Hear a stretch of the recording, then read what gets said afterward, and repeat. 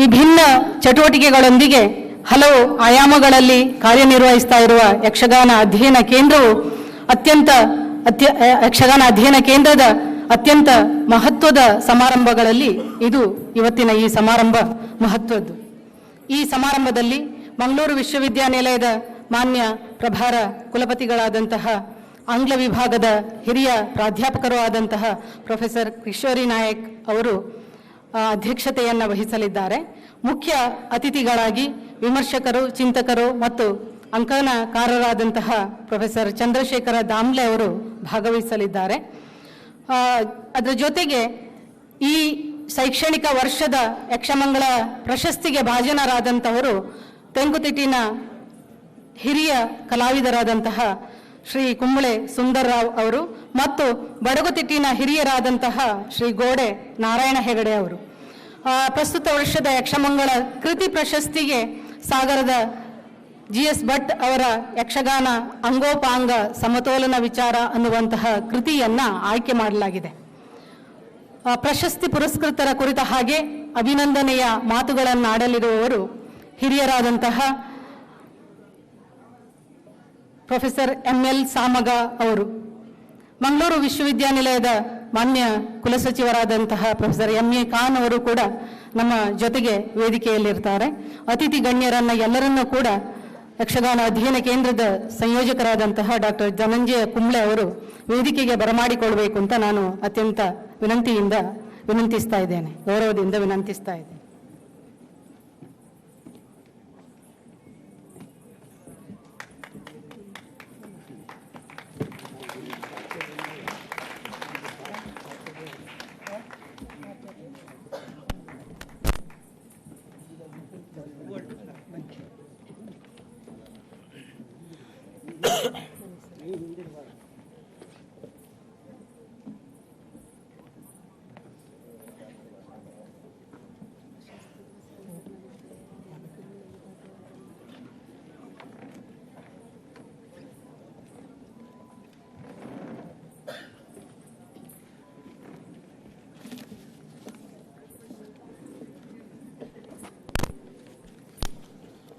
ವೃತ್ತಿ ಕಲಾವಿದರಾದಂತಹ ಶ್ರೀ ಶ್ರೀನಿವಾಸ ಬಳ್ಳಮಂಜ ಅವರು ಗಣಪತಿ ಸ್ತುತಿಯೊಂದಿಗೆ ಕಾರ್ಯಕ್ರಮಕ್ಕೆ ನಾಂದಿ ಹಾಡಲಿದ್ದಾರೆ. ಇದೀಗ ಶ್ರೀನಿವಾಸ ಬಳ್ಳಮಂಜ ಅವರು.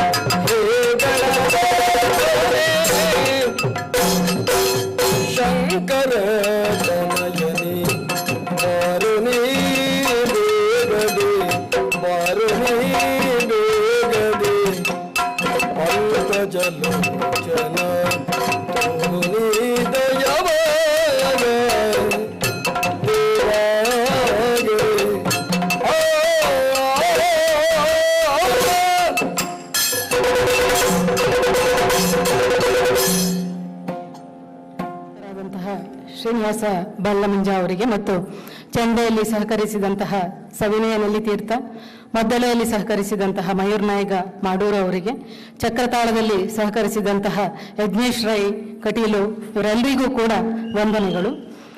ಯಕ್ಷಗಾನದ ವಿಭಿನ್ನ ಚಟುವಟಿಕೆಗಳ ಕುರಿತ ಹಾಗೆ ಪ್ರಾಸ್ತಾವಿಕ ಮಾತುಗಳೊಂದಿಗೆ ಅತಿಥಿ ಗಣ್ಯರನ್ನು ಸ್ವಾಗತಿಸಲಿದ್ದಾರೆ ಕೇಂದ್ರದ ಸಂಯೋಜಕರಾದಂತಹ ಡಾಕ್ಟರ್ ಧನಂಜಯ ಕುಂಬ್ಳೆ ಅವರು. ಈ ಸಮಾರಂಭದ ಅಧ್ಯಕ್ಷರೇ, ವೇದಿಕೆಯಲ್ಲಿರುವ ಎಲ್ಲ ಗೌರವಾನ್ವಿತ ಹಿರಿಯರೇ ಹಾಗೂ ಸಭಾಸದರೇ, ಎಲ್ಲರಿಗೂ ಅತ್ಯಂತ ಪ್ರೀತಿಪೂರ್ವಕವಾದ ಸ್ವಾಗತವನ್ನು ಬಯಸ್ತಾ ಇದ್ದೇನೆ. ಮಂಗಳೂರು ವಿಶ್ವವಿದ್ಯಾನಿಲಯದ ಡಾಕ್ಟರ್ ಪಿ ದಯಾನಂದ ಪೈ ಮತ್ತು ಶ್ರೀ ಪಿ ಸತೀಶ್ ಪೈ ಯಕ್ಷಗಾನ ಅಧ್ಯಯನ ಕೇಂದ್ರ ನಡೆಸುವ ಅನೇಕ ಚಟುವಟಿಕೆಗಳಲ್ಲಿ ಅತ್ಯಂತ ಮಹತ್ವದ ಶಿಖರಪ್ರಾಯವಾದ ಒಂದು ಕಾರ್ಯಕ್ರಮ ಈ ಯಕ್ಷಗಾನದ ಕ್ಷೇತ್ರದಲ್ಲಿ ನಿಡುಗಾಲದ ಸೇವೆಯನ್ನು ಸಲ್ಲಿಸಿದ ಕಲಾವಿದರನ್ನು ಗೌರವಿಸುವ ಈ ಕಾರ್ಯಕ್ರಮ ಅತ್ಯಂತ ಮಹತ್ವದ್ದು ಮತ್ತು ಪವಿತ್ರವಾದ್ದು ಅಂತ ನಾವು ಭಾವಿಸಿದ್ದೇವೆ. ಯಕ್ಷಗಾನ ಅಧ್ಯಯನ ಕೇಂದ್ರವು ಡಾಕ್ಟರ್ ಪಿ ದಯಾನಂದ ಪೈ, ಸತೀಶ್ ಪೈ ಅವರ ಅನುದಾನದೊಂದಿಗೆ, ವಿಶೇಷವಾದ ಅನುದಾನದೊಂದಿಗೆ ಆರಂಭಗೊಂಡಿರತಕ್ಕಂಥ ಒಂದು ಪೀಠ. ಮುಖ್ಯವಾಗಿ 1 ಕೋಟಿ ರೂಗಳ ಮೂಲಧನವನ್ನಿಟ್ಟು ಅದರ ನಿರಕು ಬಡ್ಡಿಯಲ್ಲಿ ಈ ವಾರ್ಷಿಕ ಚಟುವಟಿಕೆಗಳು, ಈ ಕೇಂದ್ರದ ಚಟುವಟಿಕೆಗಳು ನಡೀತಾ ಇವೆ. ಶೈಕ್ಷಣಿಕವಾಗಿ ಯಕ್ಷಗಾನದ ಕುರಿತು ಅಧ್ಯಯನವನ್ನು ನಡೆಸಬೇಕು, ಜೊತೆಗೆ ಹೊಸ ತಲೆಮಾರಿನಲ್ಲಿ ಯಕ್ಷಗಾನದ ಅಭಿರುಚಿಯನ್ನು ಬೆಳೆಸಬೇಕು ಎನ್ನುವ ಒಂದು ಕಾಳಜಿಯಿಂದ ಆರಂಭಗೊಂಡಿರತಕ್ಕಂಥ ಪೀಠ ಇದು. ನಾವು ಬೇರೆ ಬೇರೆ ನೆಲೆಗಳಲ್ಲಿ ಕಳೆದ ಹಲವು ವರ್ಷಗಳಿಂದ ಈ ಯಕ್ಷಗಾನ ಅಧ್ಯಯನ ಕೇಂದ್ರದ ಚಟುವಟಿಕೆಗಳನ್ನು ಮಾಡ್ತಾ ಬಂದಿದ್ದೇವೆ. ಮುಖ್ಯವಾಗಿ ವಿದ್ಯಾರ್ಥಿಗಳಿಗೆ, ಇಲ್ಲಿ ಬೇರೆ ಬೇರೆ ಸ್ನಾತಕೋತ್ತರ ಪದವಿಗಳನ್ನು ಓದ್ತಾ ಇರತಕ್ಕಂಥ ವಿದ್ಯಾರ್ಥಿಗಳು ಯಾರಿದ್ದಾರೆ, ಆ ವಿದ್ಯಾರ್ಥಿಗಳಿಗೆ ಯಕ್ಷಗಾನದ ಒಂದು ಮೂಲಭೂತವಾದ ತರಬೇತಿಯನ್ನು, ಹೆಜ್ಜೆಗಾರಿಕೆಯನ್ನು ಕಲಿಸಿ ಪ್ರತಿ ವರ್ಷ ಅವರಿಂದ ಒಂದು ಯಕ್ಷಗಾನದ ಪ್ರದರ್ಶನವನ್ನು ನಾವು ಮಾಡ್ತಾ, ಈ ಮೂಲಕ ಯಕ್ಷಗಾನದಲ್ಲಿ ಒಂದು ಆರಂಭಿಕವಾದ ಆಸಕ್ತಿಯನ್ನು ಅವರಲ್ಲಿ ಹುಟ್ಟಿಸ್ತಾ ಇದ್ದೇವೆ. ಅವರು ಮುಂದೆ ಬೆಳೆದು ಅವರಷ್ಟಕ್ಕೆ ಆಸಕ್ತಿಯಿಂದ ಕಲಿತು ಬೆಳೆದಿರತಕ್ಕಂಥ ಕಲಾವಿದರಿದ್ದಾರೆ. ಈಗಾಗಲೇ ನೀವು ವೇದಿಕೆಯಲ್ಲಿ ನೋಡಿದ್ದೀರಿ, ನಮ್ಮ ಹಿರಿಯ ತಂಡದ ವಿದ್ಯಾರ್ಥಿಗಳು ಅವರು ಇವತ್ತು ನಾಡಿನಾದ್ಯಂತ ಬೇರೆ ಬೇರೆ ಪ್ರದರ್ಶನಗಳಲ್ಲಿ ತಾವು ಕಲಾವಿದರಾಗಿ ಮೆರೀತಾ ಇದ್ದಾರೆ. ಹೀಗೆ ಈ ಒಂದು ಕೆಲಸವನ್ನ ಮಾಡ್ತಾ ಇದ್ದೇವೆ. ಅದರ ಜೊತೆಗೇನೆ ಅಧ್ಯಯನ ಸಂಶೋಧನೆಗೆ ಸಂಬಂಧಪಟ್ಟಂತಹ ಒಂದು ನಮ್ಮ ಮಿತಿಯ ಒಳಗೆ ಏನೇನು ಸಾಧ್ಯವೋ ಆ ಕೆಲಸಗಳನ್ನ ಮಾಡ್ತಾ ಬಂದಿದ್ದೇವೆ. ಪ್ರಕಟಣೆಯ ಕೆಲಸವನ್ನ, ಕೃತಿ ಪ್ರಕಟಣೆಯ ಕೆಲಸವನ್ನು ಕೂಡ ಮಾಡಿದ್ದೇವೆ. ನಾನು ವಿವರಗಳಿಗೆ ಹೋಗದೆ ಸಮಯದ ಮಿತಿಯನ್ನ ಗಮನಿಸಿ ಕೇವಲ ಕಳೆದ 2009ರಿಂದ ಈವರೆಗೆ ನಾವು ಮಾಡಿದ ಕೆಲವು ವಿಚಾರಗಳನ್ನು, ನಿಮ್ಮ ಅಂಕೆ ಸಂಖ್ಯೆಗಳನ್ನು ನಿಮ್ಮ ಮುಂದೆ ಇಡುವುದಕ್ಕೆ ಬಯಸ್ತೇನೆ. ಯಕ್ಷಗಾನ ಅಧ್ಯಯನ ಕೇಂದ್ರವು ಬೇರೆ ಬೇರೆ ಕಾಲೇಜುಗಳಿಗೆ ಹೋಗಿ ಯಕ್ಷಗಾನದ ಕುರಿತು ಪ್ರಚಾರ ಉಪನ್ಯಾಸಗಳನ್ನು, ನಾಡಿನ ಹೆಸರಾಂತ ವಿದ್ವಾಂಸರು ಯಕ್ಷಗಾನದ ಕುರಿತು ತಿಳುವಳಿಕೆಯುಳ್ಳವರನ್ನು ಕರೆದು ಹೊಸ ವಿದ್ಯಾರ್ಥಿಗಳಿಗೆ ಆ ಬಗೆಗೆ ತಿಳುವಳಿಕೆಯನ್ನು ಕೊಡುವ ಉದ್ದೇಶದಿಂದ ಪ್ರಚಾರ ಉಪನ್ಯಾಸವನ್ನು ಮಾಡ್ತಾ ಬಂದಿದೆ. ಈವರೆಗೆ 61 ಇಂಥ ಪ್ರಚಾರ ಉಪನ್ಯಾಸಗಳನ್ನು ಕೇಂದ್ರ ಬೇರೆ ಬೇರೆ ಕಾಲೇಜುಗಳಲ್ಲಿ ಮಾಡಿದೆ. ಅಲ್ಲದೆ ಸಹಯೋಗದ ಕಾರ್ಯಕ್ರಮದಲ್ಲಿ ವಿಚಾರಗೋಷ್ಠಿಗಳನ್ನು, ಯಕ್ಷಗಾನಕ್ಕೆ ಸಂಬಂಧಪಟ್ಟ ಹಾಗೆ ಕಮ್ಮಟಗಳನ್ನು, ಪ್ರಾತ್ಯಕ್ಷಿಕೆಗಳನ್ನು, ದಾಖಲಾತಿಯ ಕೆಲಸಗಳನ್ನು, ಬೇರೆ ಬೇರೆ ಈ ತರಹದ 55ರಷ್ಟು ಕಾರ್ಯಕ್ರಮಗಳನ್ನು ನಾವು ಈಗಾಗಲೇ ಬೇರೆ ಬೇರೆ ಕಡೆಗಳಲ್ಲಿ ಮಾಡಿದ್ದೇವೆ.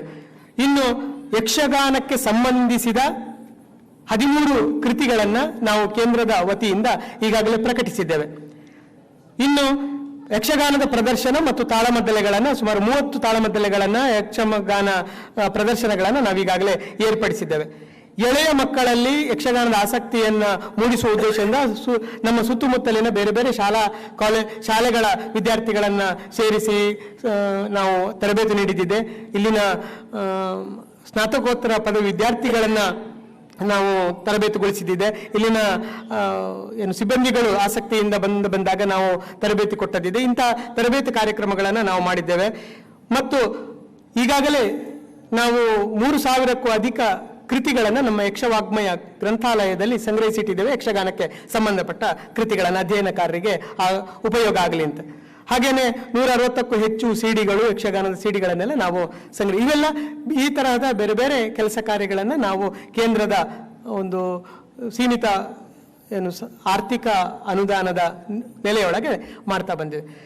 ಇದಲ್ಲದೆ ಯಕ್ಷಗಾನದಲ್ಲಿ ಬೇರೆ ಬೇರೆ ಕ್ಷೇತ್ರಗಳಲ್ಲಿ ಈಗ ತೆಂಕು ಇರ್ಬೋದು, ಬಡಗು ಇರ್ಬೋದು, ಹಿಮ್ಮೇಳ ಇರ್ಬೋದು, ಮುಮ್ಮೇಳ ಇರ್ಬೋದು, ಹೀಗೆ ಯಾವ ಬೇರೆ ಬೇರೆ ಕ್ಷೇತ್ರಗಳನ್ನು ಪರಿಗಣಿಸಿಕೊಂಡು ನಾವು ಯಕ್ಷಗಾನದ ಸಾಧಕರನ್ನು ಗುರುತಿಸಿ ಯಕ್ಷಮಂಗಳ ಪ್ರಶಸ್ತಿಯನ್ನು ನೀಡ್ತಾ ಬಂದಿದ್ದೇವೆ 2011ರಿಂದ ಈಚೆಗೆ. ಈಗಾಗಲೇ ನಾವು ತುಂಬ ಹಿರಿಯರನ್ನ ನಾವು ಯಕ್ಷಮಂಗಳ ಪ್ರಶಸ್ತಿಯನ್ನು ನೀಡಿ ಗೌರವಿಸಿದ್ದೇವೆ.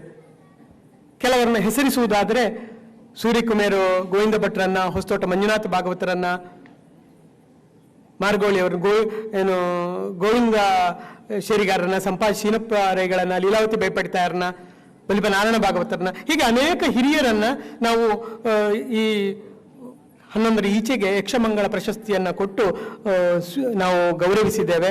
ಈ ಯಕ್ಷಮಂಗಳ ಪ್ರಶಸ್ತಿಯನ್ನು ಸ್ವೀಕರಿಸಿದ ಹಿರಿಯರು ಪ್ರಭಾಕರ್ ಜೋಶಿ ಅಂತ ಹಿರಿಯರ ಸಭೆಯಲ್ಲಿದ್ದಾರೆ. ಈ ವರ್ಷ ನಾವು ಯಕ್ಷಮಂಗಳ ಪ್ರಶಸ್ತಿಯನ್ನು ನೀಡುವುದಕ್ಕಾಗಿ ನಮ್ಮ ಆಯ್ಕೆ ಸಮಿತಿ ಪ್ರೊಫೆಸರ್ ML ಸಾಮಗ, ಶ್ರೀ ಚಂದ್ರಶೇಖರ ದಾಂಬ್ಲೆ ಮತ್ತು ಬೊಟ್ಟಿಕೆರೆ ಪುರುಷೋತ್ತಮ ಪೂಂಜಾ ಇವರ ಆಯ್ಕೆ ಸಮಿತಿಯು ಈ ವರ್ಷದ ಸಾಧಕರನ್ನು ಗುರುತಿಸುವಾಗ ಮುಖ್ಯವಾಗಿ ಕುಂಬಳೆ ಸುಂದರರಾಯರನ್ನು ಮತ್ತು ಗೋಡೆ ನಾರಾಯಣ ಹೆಗ್ಡೆ ಅವರನ್ನ ಈ ವರ್ಷದ ಯಕ್ಷಮಂಗಳ ಪ್ರಶಸ್ತಿಗೆ ನಾವು ಆರಿಸುವುದು ಅಂತ ಅವರೆಲ್ಲ ಸರ್ವಾನುಮತದಿಂದ ಈ ಆಯ್ಕೆಯನ್ನು ಮಾಡಿದ್ದಾರೆ. ಬಹಳ ಸಂತೋಷ. ಯಾಕಂದ್ರೆ ಇವರೆಲ್ಲ ಈಗಾಗಲೇ ನಾನು ಹೆಸರಿಸಿರುವ ಹೆಸರುಗಳು ಮತ್ತು ಇವತ್ತಿರುವವರೆಲ್ಲ ಒಂದು ಕಾಲದಲ್ಲಿ ಒಟ್ಟಿಗೆ ಅವರು ಯಕ್ಷಗಾನದ ರಂಗಭೂಮಿಯನ್ನ ತಮ್ಮದಾದಂತಹ ಸಾಮರ್ಥ್ಯದಿಂದ, ಪ್ರತಿಭೆಗಳಿಂದ ಬೆಳಗಿದವರು.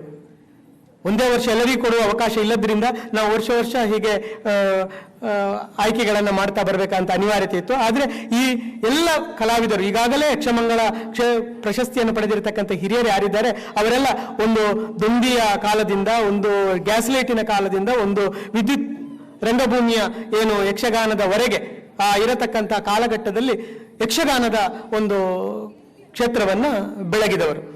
ಇವತ್ತು ಯಕ್ಷಗಾನಕ್ಕೆ ಬೇಕಾದಷ್ಟು ಪ್ರೋತ್ಸಾಹ ಇದೆ, ಬೇಕಾದಷ್ಟು ಅವಕಾಶಗಳಿವೆ. ಆದರೆ ಕುಂಬಳೆಯವರು ಅಥವಾ ಗೋಡೆಯವರು ಯಕ್ಷಗಾನ ರಂಗವನ್ನು ಪ್ರವೇಶಿಸುವ ಕಾಲಕ್ಕೆ ಇಷ್ಟು ಅವಕಾಶಗಳು, ಇಷ್ಟು ಈ ವೈಭವ ಅದು ಆ ಕಾಲದಲ್ಲಿ ಇರಲಿಲ್ಲ. ಬಡತನ ಇತ್ತು, ಸಮಾಜದಲ್ಲೂ ಬಡತನ ಇತ್ತು, ಕಲಾವಿದರಲ್ಲೂ ಬಡತನ ಇತ್ತು. ಸೌಕರ್ಯಗಳು, ಯಕ್ಷಗಾನ ಕಲಾವಿದರಿಗೆ ಸೌಕರ್ಯಗಳಿರಲಿಲ್ಲ, ಸಂಭಾವನೆ ಬೇಕಾದಷ್ಟು ಇರಲಿಲ್ಲ. ತುಂಬಾ ಕಷ್ಟದಿಂದ ತಮ್ಮ ಬದುಕನ್ನು ಗಂಧದ ಹಾಗೆ ತೆಗೆದು ಅವರು ಈ ಯಕ್ಷಗಾನ ರಂಗಭೂಮಿಗೆ ಪರಿಮಳವನ್ನ ತುಂಬಿದವರು. ಅಂತಹ ಹಿರಿಯರಿಗೆ ಯಕ್ಷಮಂಗಳ ಪ್ರಶಸ್ತಿಯನ್ನು ನೀಡಿ ನಾವು ಕೈ ಮುಗಿಯುವುದರ ಮೂಲಕ ನಾವು ಈ ಕಲಾವಿದರ ಸೇವೆಯನ್ನ ಇವತ್ತು ಗೌರವಿಸ್ತಾ ಇದ್ದೇವೆ. ಈ ಸಮಾರಂಭಕ್ಕೆ ಅಧ್ಯಕ್ಷರಾಗಿ ನಮ್ಮ ಜೊತೆಗೆ ಇರುವವರು ಮಂಗಳೂರು ವಿಶ್ವವಿದ್ಯಾನಿಲಯದ ಪ್ರಭಾರ ಕುಲಪತಿಗಳು. ಅವರು ಒಂದು ವಿಶೇಷವಾದ ಹಿರಿಮೆಯನ್ನು ನಾನು ನೆನಪಿಸಿಕೊಳ್ಬೇಕು. ಮಂಗಳೂರು ವಿಶ್ವವಿದ್ಯಾಲಯ ಆದ ಮೇಲೆ ಇಲ್ಲಿವರೆಗೆ ಕುಲಪತಿಗಳೊಬ್ಬರು ಮಹಿಳೆ ಆದದ್ದು ಇಲ್ಲ. ಮೊದಲ ಬಾರಿಗೆ ಮಹಿಳಾ ಕುಲಪತಿಯಾಗಿ ಅವರು ಇದ್ದಾರೆ ಎನ್ನುವುದು ಬಹಳ ಸಂತೋಷದ ಸಂಗತಿ. ಇಂಗ್ಲಿಷ್ ವಿಭಾಗದಲ್ಲಿ ಪ್ರಾಧ್ಯಾಪಕರಾಗಿ, ವಿಭಾಗ ಮುಖ್ಯಸ್ಥರಾಗಿ, ಡೀನ್ ಆಗಿ ಪ್ರಸ್ತುತ ಪ್ರಭಾರ ಕುಲಪತಿಗಳಾಗಿದ್ದಾರೆ. ಯಕ್ಷಗಾನ ಕಲೆ, ಸಾಹಿತ್ಯ ಇದರ ಬಗೆಗೆ ತುಂಬಾ ಆಪ್ತವಾದ ಒಡನಾಟ ಉಳ್ಳವರು ಮತ್ತು ಪ್ರೀತಿ ಉಳ್ಳವರು. ಸ್ತ್ರೀವಾದಿ ಅಧ್ಯಯನದಲ್ಲಿ ವಿಶೇಷವಾದ ತಜ್ಞತೆಯನ್ನು ಹೊಂದಿರುವಂತಹ ಒಬ್ಬರು ಸಜ್ಜನ ಕುಲಪತಿಗಳು ಇವತ್ತು ನಮ್ಮ ಜೊತೆಗಿದ್ದಾರೆ, ಅಧ್ಯಕ್ಷತೆಯನ್ನು ವಹಿಸಲಿದ್ದಾರೆ. ಅವರನ್ನು ಅತ್ಯಂತ ಗೌರವಪೂರ್ವಕವಾಗಿ ಸಭೆಗೆ ನಾನು ಸ್ವಾಗತಿಸ್ತಾ ಇದ್ದೇನೆ. ಇನ್ನು ಇವತ್ತು ಯಕ್ಷಮಂಗಳ ಪ್ರಶಸ್ತಿಯನ್ನು ಸ್ವೀಕರಿಸಲಿರತಕ್ಕಂಥ ಕುಂಬಳೆ ಸುಂದರರಾಯರವರ ಬಗೆಗೆ, ಇವತ್ತು ಪ್ರಶಸ್ತಿಯನ್ನು ಸ್ವೀಕರಿಸುವವರ ಬಗೆಗೆ ಮತ್ತೆ ಅವರ ಪರಿಚಯದ ಮಾತುಗಳು ಬರುವುದರಿಂದ ನಾನು ವಿವರಗಳಿಗೆ ಹೋಗದೆ, ಆದರೆ ಬಾಲ್ಯದಲ್ಲಿ ನಾವೆಲ್ಲ ವಿದ್ಯಾರ್ಥಿಗಳಾಗಿದ್ದ ಕಾಲದಲ್ಲಿ ಕುಂಬಳೆ ಸುಂದರರಾಯರ ಯಕ್ಷಗಾನದ ಅರ್ಥಗಾರಿಕೆಯನ್ನು ಕೇಳಿ ಅದೇ ಶೈಲಿಯಲ್ಲಿ ಅವರ ಪ್ರಾಸಬದ್ಧವಾದ ಮಾತುಗಳು ಅದೆಲ್ಲ ಒಂದು ಹೊಸ ತಲೆಮಾರಿನಲ್ಲಿ ಯಕ್ಷಗಾನದ ಬಗೆಗೆ ವಿಶೇಷವಾದ ಆಸಕ್ತಿಯನ್ನು ಹುಟ್ಟಿಸಿದಂತ ಒಬ್ಬರು ಕಲಾವಿದರು. ಪಾರ್ಥಿಸುಬ್ಬನ ಊರು ಕುಂಬಳೆ, ಅಲ್ಲಿಂದ ಅರಳಿ ಬಂದಿರತಕ್ಕಂಥ ಕುಂಬಳೆ ಸುಂದರರಾಯರು ವಾಸ್ತವದಲ್ಲಿ ಅವರು ಮಲಯಾಳಂ ಮನೆ ಮಾತಿನ ಒಬ್ಬರು ಕಲಾವಿದರು. ಆದರೆ ಕನ್ನಡವನ್ನು ಎಷ್ಟು ಶುದ್ಧವಾಗಿ, ಎಷ್ಟು ಸುಲಲಿತವಾಗಿ, ನಿರರ್ಗಳವಾಗಿ ಅವರು ತಮ್ಮ ಅರ್ಥಗಾರಿಕೆಯ ಸಂದರ್ಭದಲ್ಲಿ ಮಂಡಿಸ್ತಾರೆ ಅಂದರೆ ಅದು ನಾವೆಲ್ಲ ಬೆರಗುಗೊಳಿಸುವಂತಹ ಒಬ್ಬರು ಕಲಾವಿದರು. ಆಟ ಕೂಟಗಳಲ್ಲಿ ಅವರು ಮಿಂಚಿದವರು. ಶ್ರೇಣಿ ಸಾಮಗರಂತ, ಬಹಳ ಜೋಶಿಯವರಂತ ಬಹಳ ಪ್ರಮುಖ ಕಲಾವಿದರು ಯಾರಿದ್ದಾರೆ, ಆ ಕಲಾವಿದರ ಜೊತೆಗೆ ರಂಗದಲ್ಲಿ ಮಿಂಚಿದಂಥ ಒಬ್ಬರು ಸಂವಾದ ಪ್ರಿಯರಾಗಿರತಕ್ಕಂಥ ಕಲಾವಿದರು. ಅವರನ್ನ ಅತ್ಯಂತ ಗೌರವದಿಂದ ನನ್ನ ಊರಿನವರು ಕುಂಬಳೆಯವರು ಎನ್ನುವ ಒಂದು ಪ್ರೀತಿ ಮಮಕಾರವೂ ಕೂಡ ಮನಸ್ಸಿನಲ್ಲಿದೆ. ಈ ಎಲ್ಲ ನೆಲೆಗಳನ್ನು ಇಟ್ಟುಕೊಂಡು ಅವರನ್ನು ಅತ್ಯಂತ ಗೌರವಪೂರ್ವಕವಾಗಿ ಈ ಸಭೆಗೆ ನಾನು ಸ್ವಾಗತಿಸ್ತಾ ಇದ್ದೇನೆ. ಇನ್ನು ಇವತ್ತು ಯಕ್ಷಮಂಗಳ ಪ್ರಶಸ್ತಿಯನ್ನು ಸ್ವೀಕರಿಸಲಿರುವ ಬಡಗುತಿಟ್ಟಿನ ಹೆಸರಾಂತ ಕಲಾವಿದ ಗೋಡೆ ನಾರಾಯಣ ಹೆಗಡೆಯವರು, ಅವರ ಕೌರವ, ಅವರ ಭೀಮ ಇದು ಅತ್ಯಂತ ಜನಪ್ರಿಯವಾದದ್ದು. ಬಡಗುತಿಟ್ಟಿನ ಯಕ್ಷಗಾನ ರಂಗದಲ್ಲಿ ಅವರು ಅತ್ಯಂತ ಪ್ರಸಿದ್ಧವಾಗಿರತಕ್ಕಂಥ ಹೆಸರು, ಬಹಳ ಸಜ್ಜನಿಕೆಯ ವ್ಯಕ್ತಿತ್ವದ ಗೋಡೆ ನಾರಾಯಣ ಹೆಗಡೆ ಅವರನ್ನು ತುಂಬಿದ ಸಭೆಯ ನೆಲೆಯಿಂದ ನಾನು ಅತ್ಯಂತ ಗೌರವಪೂರ್ವಕವಾಗಿ ಈ ಸಭೆಗೆ ಸ್ವಾಗತಿಸ್ತಾ ಇದ್ದೇನೆ. ನಾವು ಇತ್ತೀಚೆಗಿನ ವರ್ಷಗಳಲ್ಲಿ ಯಕ್ಷಗಾನದಲ್ಲಿ ಸಂಶೋಧನೆ ಅಧ್ಯಯನ ನಡೆಸಿದಂತಹ ಹಿರಿಯರ ಕೃತಿಗಳನ್ನು ಗುರುತಿಸಿ ಅವರಿಗೆ ಯಕ್ಷಮಂಗಳ ಕೃತಿ ಪ್ರಶಸ್ತಿಯನ್ನ ನಾವು ನೀಡ್ತಾ ಬಂದಿದ್ದೇವೆ. ಈಗಾಗಲೇ ಅನೇಕ ನಾಡಿನ ಹೆಸರಾಂತ ಸಂಶೋಧಕರು, ರಾಘವ ನಂಬ್ಯಾರ್ರಂತ ಹಿರಿಯರು ಸಭೆಯಲ್ಲಿದ್ದಾರೆ. ಅವರು ಈ ಹಿಂದೆ ಯಕ್ಷಮಂಗಳ ಕೃತಿ ಪ್ರಶಸ್ತಿಯನ್ನ ಪಡೆದವರು. ಈ ವರ್ಷದ ನಾವು ಕಳೆದ 5 ವರ್ಷಗಳ ಈಚೆಗೆ ಬಂದಿರತಕ್ಕಂಥ ಪುಸ್ತಕಗಳನ್ನು ಗಮನಿಸಿಕೊಂಡು ನಾವು ಅದರಲ್ಲಿ ಅತ್ಯುತ್ತಮವಾದ ಕೃತಿಯನ್ನ ಈ ಪ್ರಶಸ್ತಿಗೆ ಆಯ್ಕೆ ಮಾಡ್ತೇವೆ. ಈ ಬಾರಿ ಆಯ್ಕೆ ಸಮಿತಿ ನಮ್ಮ ಪ್ರೊಫೆಸರ್ GS ಭಟ್ಟ ಸಾಗರ ಇವರ ಯಕ್ಷಗಾನ ಅಂಗೋಪಾಂಗ ಸಮತೋಲನ ವಿಚಾರ ಎನ್ನುವ ಕೃತಿಯನ್ನ ನಾವು ಆಯ್ಕೆ ಮಾಡಿದ್ದೇವೆ.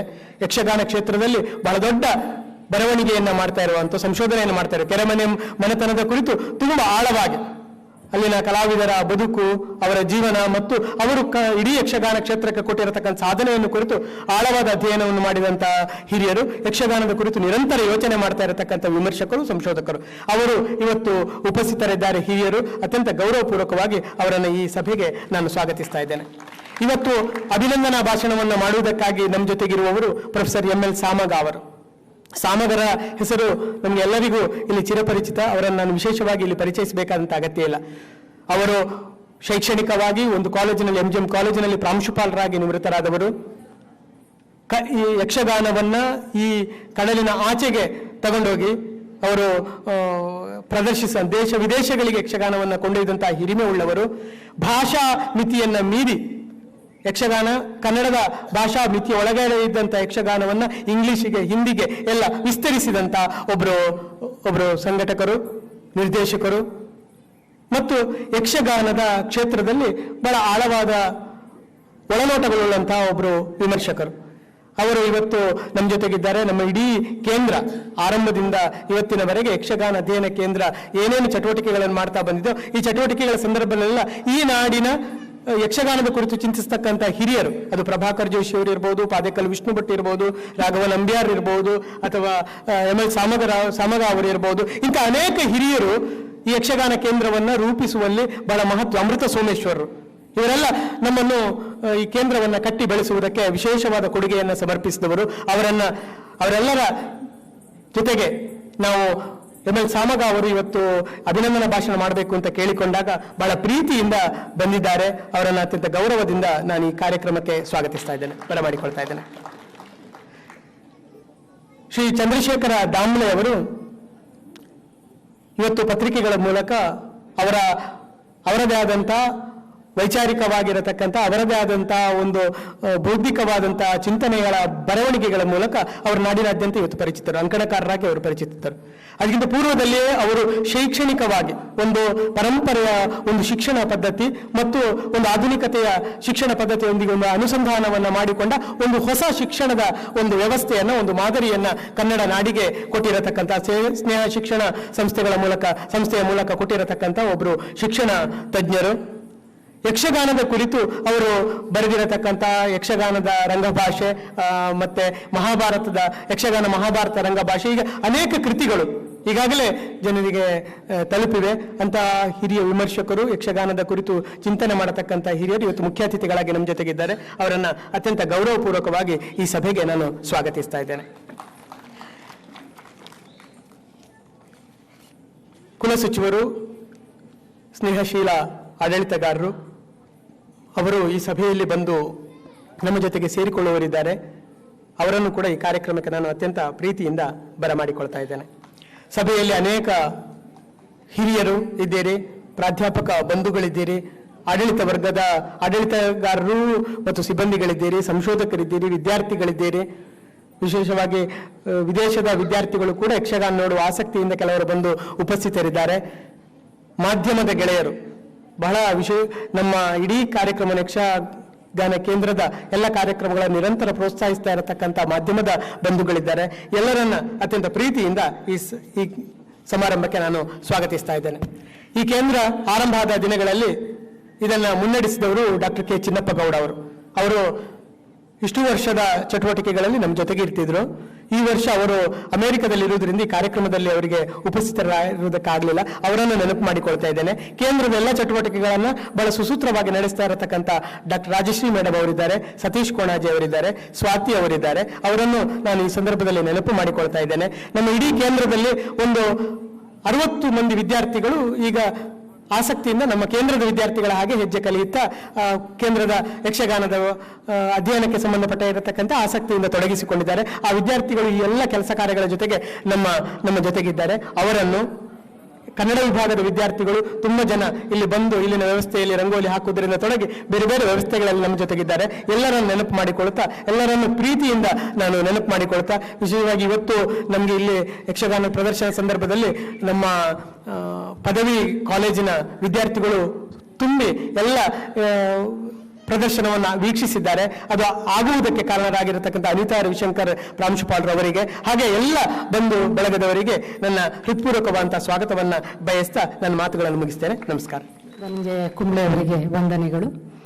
ಇದೀಗ ಅತಿಥಿ ಗಣ್ಯರಿಗೆ ಅರಿವಿನ ಬೆಳಕನ್ನು ವಿಸ್ತರಿಸುವಂತಹ ಪುಸ್ತಕದ ಗೌರವ ಸಮರ್ಪಣೆ ಸಮಾರಂಭದ ಅಧ್ಯಕ್ಷರಾದಂತಹ ಸನ್ಮಾನ್ಯ ಕುಲಪತಿಗಳಿಗೆ ಕೇಂದ್ರದ ಸಂಯೋಜಕರಾದಂತಹ ಧನಂಜಯ ಕುಂಬ್ಳೆ ಅವರು ಪುಸ್ತಕ ಗೌರವವನ್ನು ಸಮರ್ಪಿಸಬೇಕು ಅಂತ ನಾನು ವಿನಂತಿಸ್ತಾ ಇದ್ದೇನೆ.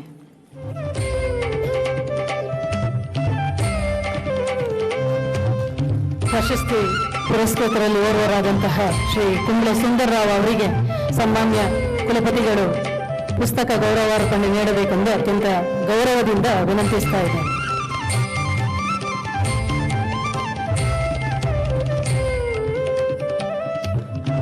ಇನ್ನೋರ್ವ ಪ್ರಶಸ್ತಿ ಪುರಸ್ಕೃತರಾದಂತಹ ಗೋಡೆ ನಾರಾಯಣ ಹೆಗಡೆ ಅವರಿಗೆ ಪುಸ್ತಕದ ಗೌರವಾರ್ಪಣೆ ಕುಲಪತಿಗಳಿಂದ.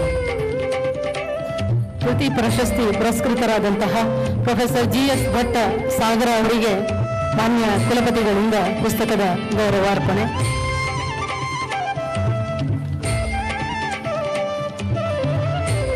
ಹಿರಿಯರಾದಂತಹ ಪ್ರೊಫೆಸರ್ ML ಸಾಮಗ ಅವರಿಗೆ ಕುಲಪತಿಗಳಿಂದ ಗೌರವಾರ್ಪಣೆ. ಪ್ರೊಫೆಸರ್ ಚಂದ್ರಶೇಖರ ದಾಮ್ಲೆ ಅವರಿಗೆ ಮಾನ್ಯ ಕುಲಪತಿಗಳು ಪುಸ್ತಕ ಗೌರವವನ್ನು ನೀಡಬೇಕೆಂದು ವಿನಂತಿಸ್ತಾ ಇದ್ದೇನೆ.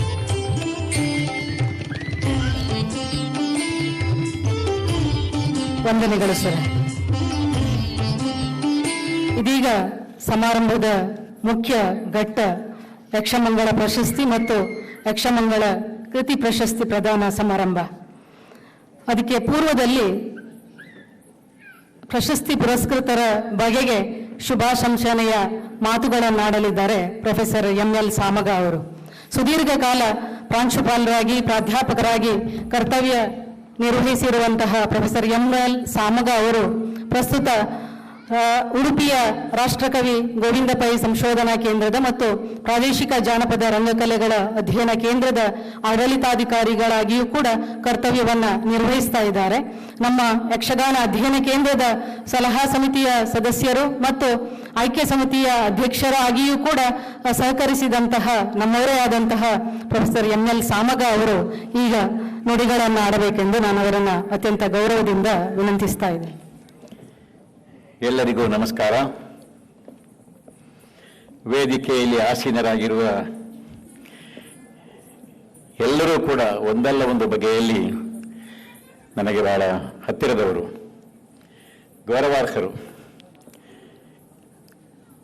ಪ್ರಭಾರ ಕುಲಪತಿಗಳು ಶ್ರೀಮತಿ ಕಿಶೋರಿ ನಾಯಕ್ ಅವರೊಟ್ಟಿಗೆ ನಾನು ವೇದಿಕೆಯನ್ನು ಈ ಕ್ರಮದಲ್ಲಿ ಇಲ್ಲಿ ಹಂಚಿಕೊಳ್ಳುವುದು ನನಗೊಂದು ವಿಶೇಷವಾದಂಥ ಸಂತೋಷದ ಸಂಗತಿ. ಯಾಕಂದರೆ ಹಲವಾರು ವರ್ಷಗಳ ಹಿಂದೆ MGM ಕಾಲೇಜಿನಲ್ಲಿ ನಾನು ಪಾಠ ಮಾಡ್ತಿರುವಾಗ ಅವರು ಎದುರು ಕುಳಿತು ಪಾಠವನ್ನು ಕೇಳಿದವರು.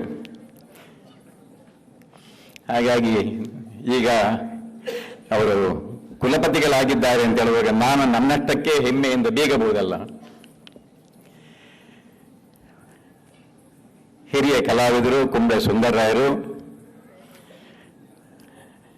ಆಮೇಲೆ ಗೋಡೆ ನಾರಾಯಣ ಹೆಗಡೆ ಅವರು, ಹಿರಿಯ ಚಿಂತಕರು ಸಾಗರದ GS ಭಟ್ರು.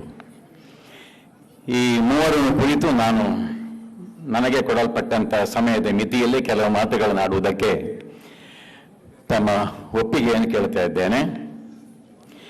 ಇವರೆಲ್ಲರೂ ಕೂಡ ಅಭಿನಂದನೆಗೆ ಅರ್ಹರು. ಯಕ್ಷಮಂಗಲ ಪ್ರಶಸ್ತಿಗೆ ಖಂಡಿತವಾಗಿಯೂ ಕೂಡ ಕುಂಬ್ಳೆ ಸುಂದರರಾಯರು ಮತ್ತು ಗೋಡೆ ನಾರಾಯಣ ಹೆಗ್ಡೆಯವರು ವಿಶೇಷವಾಗಿ ಅರ್ಹರು. ಕುಂಬ್ಳೆ ಸುಂದರರಾಯರು ಇದೇ ಮಂಗಳೂರು ವಿಶ್ವವಿದ್ಯಾಲಯದಲ್ಲಿ ಯಕ್ಷಗಾನ ಅಧ್ಯಯನ ಕೇಂದ್ರ ಆರಂಭವಾಗುವ ಕಾಲಕ್ಕೆ ಪ್ರಧಾನ ಸಲಹೆಗಾರರಾಗಿದ್ದವರು. ಆ ಮಂಡಳಿಯಲ್ಲಿ ಬಹಳ ವರ್ಷ ಅವರು ಸದಸ್ಯರಾಗಿದ್ದವರು. ಈ ವರ್ಷ ಅವರಿಗೆ ಯಕ್ಷಮಂಗಲ ಪ್ರಶಸ್ತಿ ಅನ್ನುವಂಥದ್ದು ಒಂದು ರೀತಿಯಲ್ಲಿ ಸಣ್ಣ ಬೇಸರದ ಸಂಗತಿ ನಮಗೆ, ಆಯ್ಕೆ ಸಮಿತಿಯವರಿಗೆ. ಈ ಮೊದಲೇ ಕೊಡಬೇಕಾಗಿತ್ತು ಆ ಪ್ರಶಸ್ತಿಯನ್ನು. ಆದರೆ ಈಗಾಗಲೇ ಧನಂಜಯ ಕುಂಬ್ಳೆ ಅವರು ಹೇಳಿದ ಹಾಗೆ ಸಮಾನ ಯೋಗ್ಯತೆಯವರು ತುಂಬ ಜನ ಇರುವಾಗ, ಇಲ್ಲಿ ಪ್ರಶಸ್ತಿಯ ಆಯ್ಕೆಗೆ ಮಿತಿ ಬಹಳ ಇರುವಾಗ ಕೆಲವರನ್ನು ಮುಂದಿನ ವರ್ಷ ನೋಡೋಣ ಅಂತ ಮುಂದೆ ಹಾಕಬೇಕಾಗ್ತದೆ. ಈ ವರ್ಷ ಕುಂಬ್ಳೆ ಸುಂದರರಾಯರು ನಮ್ಮ ಜೊತೆಗಿದ್ದಾರೆ. ಅವರಿಗೆ ನಿಮ್ಮೆಲ್ಲರ ಪರವಾಗಿ ಹಾಗೂ ಈ ವಿಶ್ವವಿದ್ಯಾನಿಲಯದ ಯಕ್ಷಗಾನ ಅಧ್ಯಯನ ಕೇಂದ್ರದ ಪರವಾಗಿ ನಾನು ಹಾರ್ದಿಕವಾಗಿ ಅಭಿನಂದಿಸ್ತೇನೆ. ಏಕೆಂದರೆ ಸುಮಾರು 40-50 ವರ್ಷಗಳ ಅವಧಿಯಲ್ಲಿ ಈ ಯಕ್ಷಗಾನ ಕ್ಷೇತ್ರಕ್ಕೆ ಕುಂಬ್ಳೆ ಸುಂದರರಾಯರು ಕೊಟ್ಟಂತ ಕೊಡುಗೆ ಅನನ್ಯವಾದುದು. ಈ ಮಾತು ಒಂದು ರೀತಿಯಲ್ಲಿ ಸವಕಲು ಮಾತಿನ ಹಾಗೆ ಕೇಳ್ತದೆ, ಕ್ಲೀಶೆ ಹಾಗೆ ಕೇಳ್ತದೆ. ಆದರೆ ಕೆಲವೊಮ್ಮೆ ಭಾಷಾ ದಾರಿದ್ರ್ಯವನ್ನು ನಾವು ಒಪ್ಪಿಕೊಳ್ಳಬೇಕಾಗ್ತದೆ. ಮತ್ತೆ ಮತ್ತೆ ಬಳಸುವಂತ ಪದಗಳನ್ನೇ ಬಳಸಬೇಕಾದಂತ ಅನಿವಾರ್ಯತೆಯಲ್ಲಿ ಎಷ್ಟೋ ಬಾರಿ ನಾವಿರ್ತೇವೆ. ಅದಕ್ಕೆ ಕಾರಣ ಅಂತ ಹೇಳಿದ್ರೆ, ಈಗ ಎಲ್ಲ ಸಂದರ್ಭದಲ್ಲಿ ಎಲ್ಲ ಶಬ್ದಗಳನ್ನು ಸೂಪರ್ಲೇಟಿವ್ ಶಬ್ದಗಳನ್ನೇ ಬಳಸುವುದಾದ್ದರಿಂದ ಯಾರಿಗೆ ಅರ್ಹ ವ್ಯಕ್ತಿಗಳೇ ಯಾವ ಶಬ್ದವನ್ನು ಹೇಗೆ ಬಳಸುವುದಪ್ಪ ಅನ್ನುವಂಥ ಒಂದು ತೊಡಕು ನಮಗೆ ಎಷ್ಟೋ ಬಾರಿ ಇರ್ತದೆ. ಈಗಾಗಲೇ ಕಳೆದ ಕೆಲವು ದಿವಸಗಳ ಪತ್ರಿಕೆಗಳಲ್ಲಿ ಕುಂಬ್ಳೆ ಸುಂದರರಾಯರ ಬಗ್ಗೆ ನೀವು ಕೆಲವರಾದರೂ ಖಂಡಿತವಾಗಿ ಓದಿರ್ತೀರಿ. ಸುಂದರಕಾಂಡ ಅಂತ ಅವರ ಬಗ್ಗೆ ಒಂದು ಉತ್ತಮವಾದಂಥ ಅಭಿನಂದನಾ ಗ್ರಂಥವೇ ಪ್ರಕಟವಾಗಿದೆ. ಅದರಲ್ಲಿ ಅವರ ಬಗ್ಗೆ ಹಲವಾರು ಲೇಖನಗಳಿವೆ.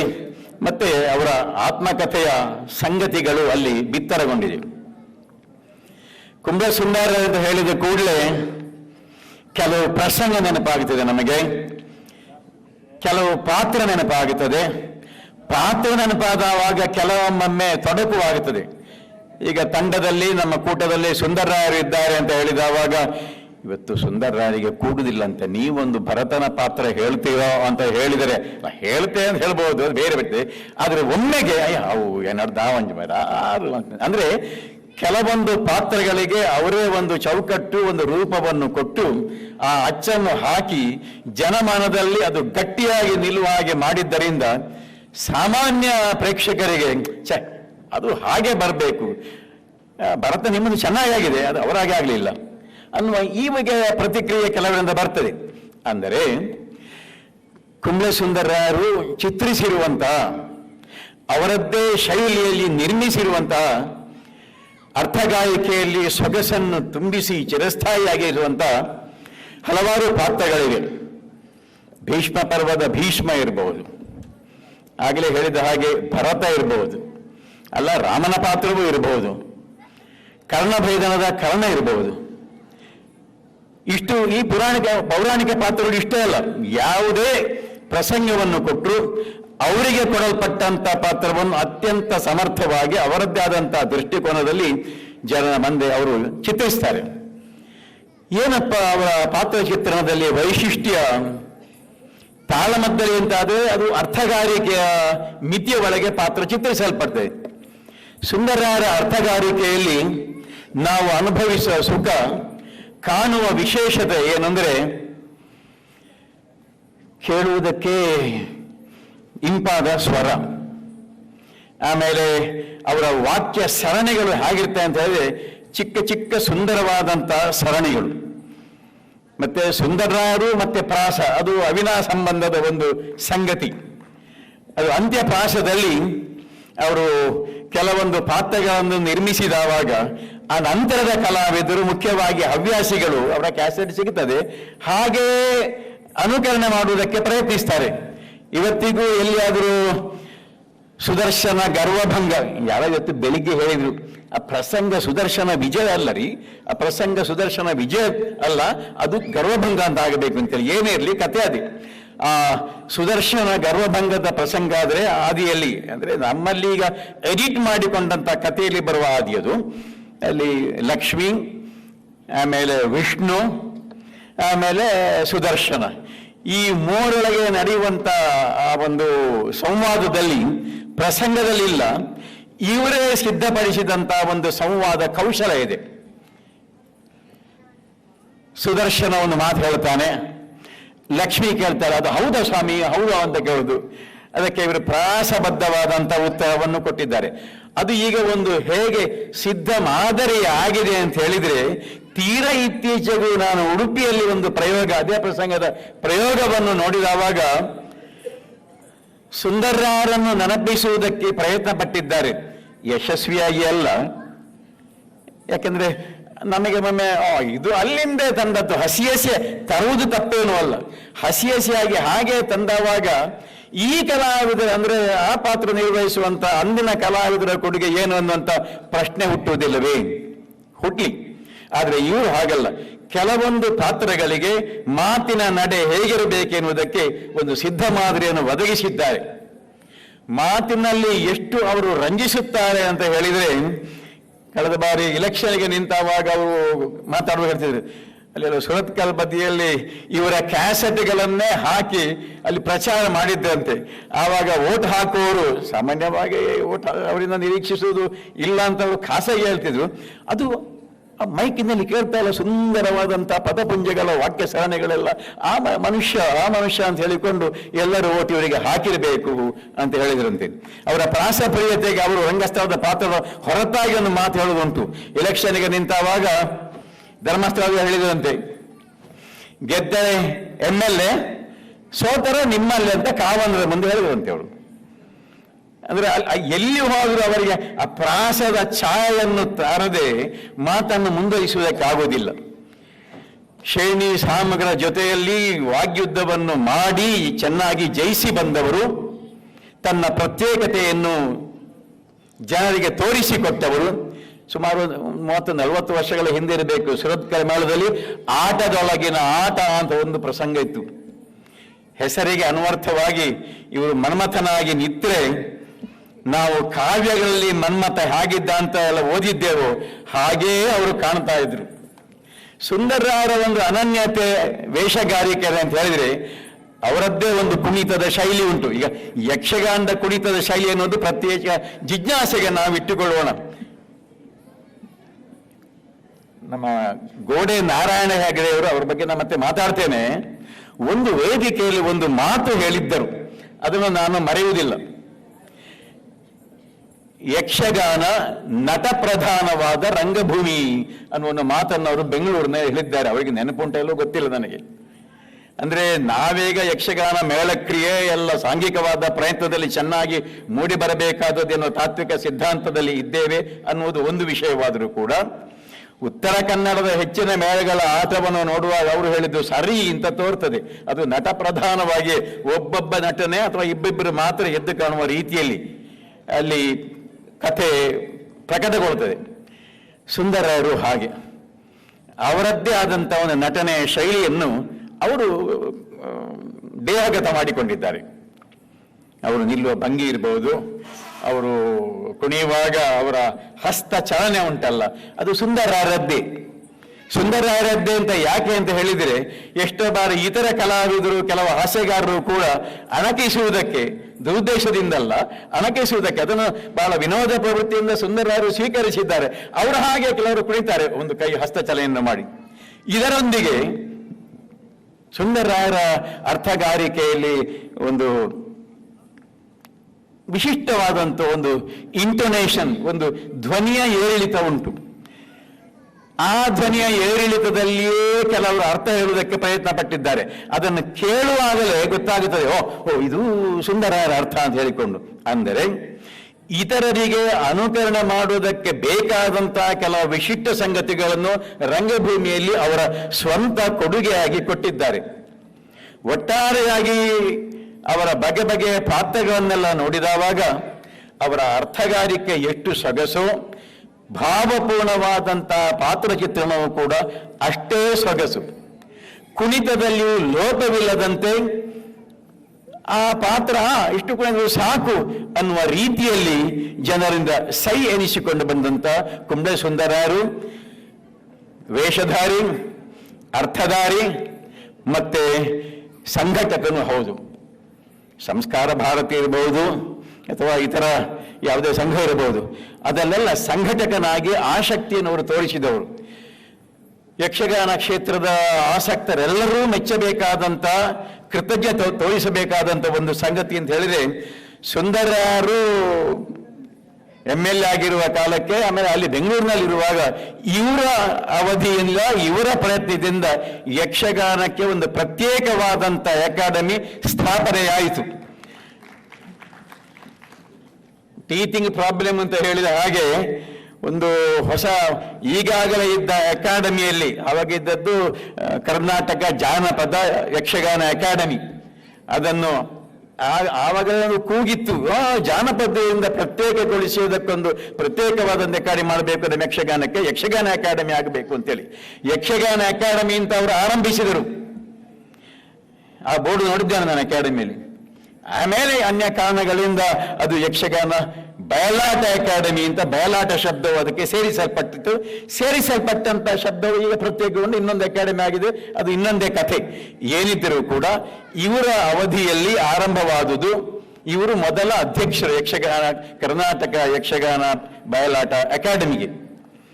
ಮಾತ್ರವಲ್ಲ, ಯಕ್ಷಗಾನಕ್ಕೊಂದು ಪಠ್ಯಪುಸ್ತಕ ಬೇಕು ಅಂತ ಹಲವಾರು ಸೆಮಿನಾರುಗಳಲ್ಲಿ ಹೆಚ್ಚಿನ ಕಲಾವಿದರು ಅವರ ಬಯಕೆಯನ್ನು ವ್ಯಕ್ತಪಡಿಸಿದ್ದಾರೆ. ಅದೆಷ್ಟು ಸಾಧುವಾದುದು, ಅದೆಷ್ಟು ಸಾಧ್ಯವಾದುದು, ಹೇಗಾದೀತು ಎಲ್ಲವೂ ಪ್ರತ್ಯೇಕ ವಿಮರ್ಶೆಗೆ, ಜಿಜ್ಞಾಸೆಗೆ ಒಂದು ಕಾರಣವಾದರೂ ಕೂಡ ಒಂದು ಹಂತದಲ್ಲಿ ಯಕ್ಷಗಾನದ ಪಠ್ಯ ಅದು ಸ್ವೀಕಾರಾರ್ಹವಾಗಬೇಕು. ನೋಡೋಣ, ಅದರಲ್ಲಿ ದೋಷದ್ರೆ ಮತ್ತೆ ಆದೀತು ನೋಡಿ. ಆ ಪಠ್ಯ ಪುಸ್ತಕದ ತಯಾರಿಗೆ ಬೇಕಾದಂತಹ ನಾಂದಿಯನ್ನು ಹಾಡಿದವರು ಕುಂಬ್ಳೆ ಸುಂದರರಾಯರು. ಅವರು ಯಕ್ಷಗಾನ ಅಕಾಡೆಮಿಯ ಅಧ್ಯಕ್ಷರಾಗಿರುವ ಕಾಲಕ್ಕೆ ಎಷ್ಟು ವರ್ಷ ಕಳೆಯಿತು. ಬಹುಶಃ ಸದ್ಯದಲ್ಲಿ ಅದು ಪ್ರಸವ ಆಗಬಹುದು ಅನ್ನುವ ನಿರೀಕ್ಷೆ ಇದೆ, ಇರಲಿ. ಹೀಗೆ ಒಬ್ಬ ಅರ್ಥಧಾರಿಯಾಗಿ, ಒಬ್ಬ ಕಲಾವಿದನಾಗಿ, ಒಬ್ಬ ಸಂಘಟಕನಾಗಿ, ಮಾತ್ರವಲ್ಲ ರಾಜಕೀಯ ಕ್ಷೇತ್ರದಲ್ಲಿಯೂ ಸಾಧನೆಯನ್ನು ಮಾಡಿದವರಾಗಿ, ಜನಮಾನಸದಲ್ಲಿ ಚಿರಸ್ಥಾಯಿಯಾಗಿ ನಾವೆಲ್ಲ ಯಾರೆಲ್ಲ ಅವರನ್ನು ನೋಡಿದ್ದೆವು, ನಾವೆಲ್ಲ ಉಳಿಯುವಲ್ಲಿವರೆಗೆ ಸುಂದರರಾಯರನ್ನು ನಾವು ಮರೆಯುವಂತಿಲ್ಲ. ಮಾತ್ರವಲ್ಲ, ಈಗ ಆಧುನಿಕ ತಂತ್ರಜ್ಞಾನದ ಸೌಕರ್ಯದಿಂದಾಗಿ ಅವರು ಏನು ಮಾಡಿದ್ದಾರೆ, ಕುಣಿದಿದ್ದಾರೆ, ಏನವರು ಆಡಿದ್ದಾರೆ, ಅದು ದಾಖಲಾಗಿ ಉಂಟಲ್ಲ ಬೇರೆ ಬೇರೆ ರೂಪದಲ್ಲಿ. ಆದ್ರಿಂದ ಮುಂದಿನ ತಲೆಮಾರಿನವರು ಹಲವಾರು ವರ್ಷವೂ ಕೂಡ ಹೀಗೊಬ್ರು ಸುಂದರರಾಯರು ಇದ್ರಂತೆ, ಈ ಪಾತ್ರವನ್ನು ಅವರು ಹೀಗೆ ಚಿತ್ರಿಸಿದ್ದಾರೆ, ಈ ಪದ್ಯಕ್ಕೆ ಹೀಗೆ ಅರ್ಥ ಹೇಳಿದ್ದಾರೆ. ಮಾತ್ರವಲ್ಲ, ಯಕ್ಷಗಾನವನ್ನು ಕಲಿಯುವಂತ ಹವ್ಯಾಸಿಗಳಿಗೆ ಕೆಲ ವರ್ಷಗಳ ಹಿಂದೆಯೇ ಅವರ ಅರ್ಥಸಹಿತವಾದಂಥ ಸುಧನ್ವ ಕಾಳಗ ಪ್ರಕಟವಾಗಿತ್ತು. ಹೀಗೆ ಯಕ್ಷಗಾನ ಕಲಿಯುವುದಕ್ಕೆ ಬೇಕಾದವರಿಗೂ ಕೂಡ ವಿಷಯವನ್ನು ಕೊಟ್ಟವರು ಸುಂದರರಾಯರು. ಈ ಎಲ್ಲ ಕಾರಣಗಳನ್ನು ಗಮನಿಸಿ ಈ ವರ್ಷ ಈ ಯೂನಿವರ್ಸಿಟಿಯ ಯಕ್ಷಗಾನ ಅಧ್ಯಯನ ಕೇಂದ್ರ ಅವರಿಗೆ ಯಕ್ಷಮಂಗಳ ಪ್ರಶಸ್ತಿ ಕೊಡುವುದು ಅಂತ ತೀರ್ಮಾನ ಮಾಡಿದೆ. ಅತ್ಯಂತ ಸಂತೋಷದ ವಿಷಯ. ದೇವರು ಅವರಿಗೆ ದೀರ್ಘ ಆಯುಷ್ಯ, ಅದರೊಂದಿಗೆ ಒಳ್ಳೆಯ ಆರೋಗ್ಯ, ಸಖ್ಯವಾದಂಥ ಆರೋಗ್ಯ ಅವರಿಗೆ ಕೊಟ್ಟು ಅವರಿಂದ ಇನ್ನೂ ಹೆಚ್ಚಿನ ಕಾರ್ಯ ಆಗುವ ಹಾಗೆ ಅನುಗ್ರಹಿಸಲಿ ಭಗವಂತ ಅಂತ ನಿಮ್ಮೆಲ್ಲರ ಪರವಾಗಿ ನಾನು ಶುಭವನ್ನು ಅವರ ಬಗ್ಗೆ ಕೋರ್ತಾ ಇದ್ದೇನೆ.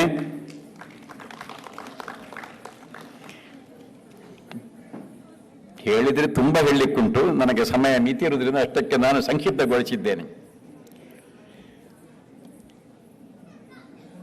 ಯಕ್ಷಗಾನವನ್ನು ದಾಖಲು ಮಾಡಿ ಆಟ ನೋಡದೇ ಇದ್ದರೂ ಕೂಡ ಮನೆಯಲ್ಲಿ ಕ್ಯಾಸೆಟ್ ಮೂಲಕ ಕೇಳಬಹುದನ್ನುವಂಥ ಒಂದು ಕಾಲ ವಾಣಿಜ್ಯೀಕರಣಗೊಂಡ ಕಾಲದಲ್ಲಿ ಬಂತು. ಶಿಲ್ಗೆ ಎಲೆಕ್ಟ್ರಾನಿಕ್ಸ್ನವರು, ಸಾಗರ ಸಮೀಪದವರು, ಅವರು ಮೊದಲ ಯಕ್ಷಗಾನ ಕ್ಯಾಸೆಟ್ ಅನ್ನು ಹೊರಗೆ ತಂದರು, ಆಡಿಯೋ ಕ್ಯಾಸೆಟ್. ಪ್ರಸಂಗ ಗದಾಯುದ್ಧ, ಕಾಳಿಂಗನವರು ಪದ್ಯ ಹೇಳಿದ್ದಾರೆ, ಅದರಲ್ಲಿ ಕೌರವನಾಗಿ ಗೋಡೆಯವರು ಅರ್ಥ ಹೇಳಿದ್ದಾರೆ. ಆ ಬಳಿಕ ಮತ್ತೆ ಕೆಲವು ವರ್ಷಗಳು ಕಳೆದ ನಂತರ ವಿಡಿಯೋ ತಂದರು, ಮೊದಲ ಯಕ್ಷಗಾನ ವಿಡಿಯೋ ಅಂತ ಹೇಳಬಹುದೋ ಏನೋ, ನಾವೆಲ್ಲ ಹಾಗೆ ಹೇಳಿಕೊಳ್ತೇವೆ. ಆ ವಿಡಿಯೋದಲ್ಲಿಯೂ ಕೂಡ ಶಿಲ್ಗೆ ಎಲೆಕ್ಟ್ರಾನಿಕ್ಸ್ ರಾಘವೇಂದ್ರ ಅಂತ ಕಾಣ್ತವರ ಹೆಸರು. ಅವರು ಇಲ್ಲ, ನನ್ನದ್ದು ಆಡಿಯೋ ಕ್ಯಾಸೆಟ್ ಬಹಳ ಯಶಸ್ವಿಯಾಗಿದೆ, ಮನೆ ಮನೆಯಲ್ಲಿ ಜನ ಮತ್ತೆ ಕೇಳ್ತಾ ಇದ್ದಾರೆ. ಈಗ ಗದಾಯುದ್ಧ ವಿಡಿಯೋ ಆಗುವಾಗಲೂ ಕೂಡ ಕೌರವನ ಪಾತ್ರ ಗೋಡೆಯವರು ಅಂತೇಳಿ, ಗೋಡೆಯವರು ಅಂತ ಹೇಳಿದ ಕೂಡಲೇ ಕೌರವನ ಪಾತ್ರ, ಗೋಡೆಯವರ ಕೌರವನ ಪಾತ್ರ ಅಂತ ಹೇಳಿದ ಕೂಡಲೇ ಎಲ್ಲೋ ಕೆಲವು ವರ್ಷಗಳ ಹಿಂದೆ ಹಿಂದೂ ಪತ್ರಿಕೆಯವರ ಇವನೊಂದು ಬ್ಯಾನರ್ನಲ್ಲಿ ಒಂದು ಕಡೆ ದೊಡ್ಡ ಒಂದು ಹೋರ್ಡಿಂಗ್ನಲ್ಲಿ ಒಂದು ಹೀಗೆ ನಿಂತ ಒಂದು ಕೌರವನ ಚಿತ್ರ ಇತ್ತು, ಅದು ಗೋಡೆಯವರದ್ದು. ಉತ್ತರ ಕನ್ನಡದ ಎಲ್ಲ ಶ್ರೇಷ್ಠ ಹಿರಿಯ ರಂಗನಟರು, ಯಕ್ಷಗಾನ ಕಲಾವಿದರು ಅವರವರದ್ದೇ ಆದಂಥ ಒಂದು ಶೈಲಿಯನ್ನು ನಿರ್ಮಾಣ ಮಾಡಿಕೊಂಡಿದ್ದಾರೆ. ಶಿವರಾಮ ಹೆಗಡೆಯವರು ಇರ್ಬೋದು, ಮಹಾಬಲ ಹೆಗಡೆಯವರು ಇರ್ಬೋದು, ಶಂಭು ಹೆಗಡೆಯವರು ಇರ್ಬೋದು, ಆಮೇಲೆ ಚಿಟ್ಟಾಣಿ, ಹೀಗೆಲ್ಲ ಜಲವಳ್ಳಿ. ಅದೇ ರೀತಿಯಲ್ಲಿ ಅದೇ ಪರಂಪರೆಯಲ್ಲಿ ತನ್ನದೇ ಆದಂಥ ಒಂದು ಪ್ರತ್ಯೇಕ ಶೈಲಿಯನ್ನು ನಿರ್ಮಾಣ ಮಾಡಿಕೊಂಡ್ರೆ ಇವರ ಅರ್ಥಗಾರಿಕೆಗೆ ಒಂದು ಶೈಲಿ ಉಂಟು. ಅದಕ್ಕಿಂತ ಹೆಚ್ಚಾಗಿ ಕುಣಿತದ ಒಂದು ಶೈಲಿ ಬೇರೆ ಇದೆ. ಅವರು ನಿಲ್ಲುವ ಭಂಗಿ, ಒಂದು ಕಾಲನ್ನು ಮುಂದೆ ಇಟ್ಟು ಹೀಗೆ ಗದೆ ಅಥವಾ ಆಯುಧವನ್ನು ಜಳಪಿಸಿದ್ರೆ ಓ ಇದು ಗೋಡೆ ಶೈಲಿ ಅಂತ ಪ್ರೇಕ್ಷಕರು ಕೂಡಲೇ ಐಡೆಂಟಿಫೈ ಮಾಡ್ತಾರೆ. ಅದರೊಂದಿಗೆ ಅವರ ಕುಣಿತಕ್ಕೂ ಪ್ರತ್ಯೇಕವಾದಂಥ ಶೈಲಿ ಇದೆ.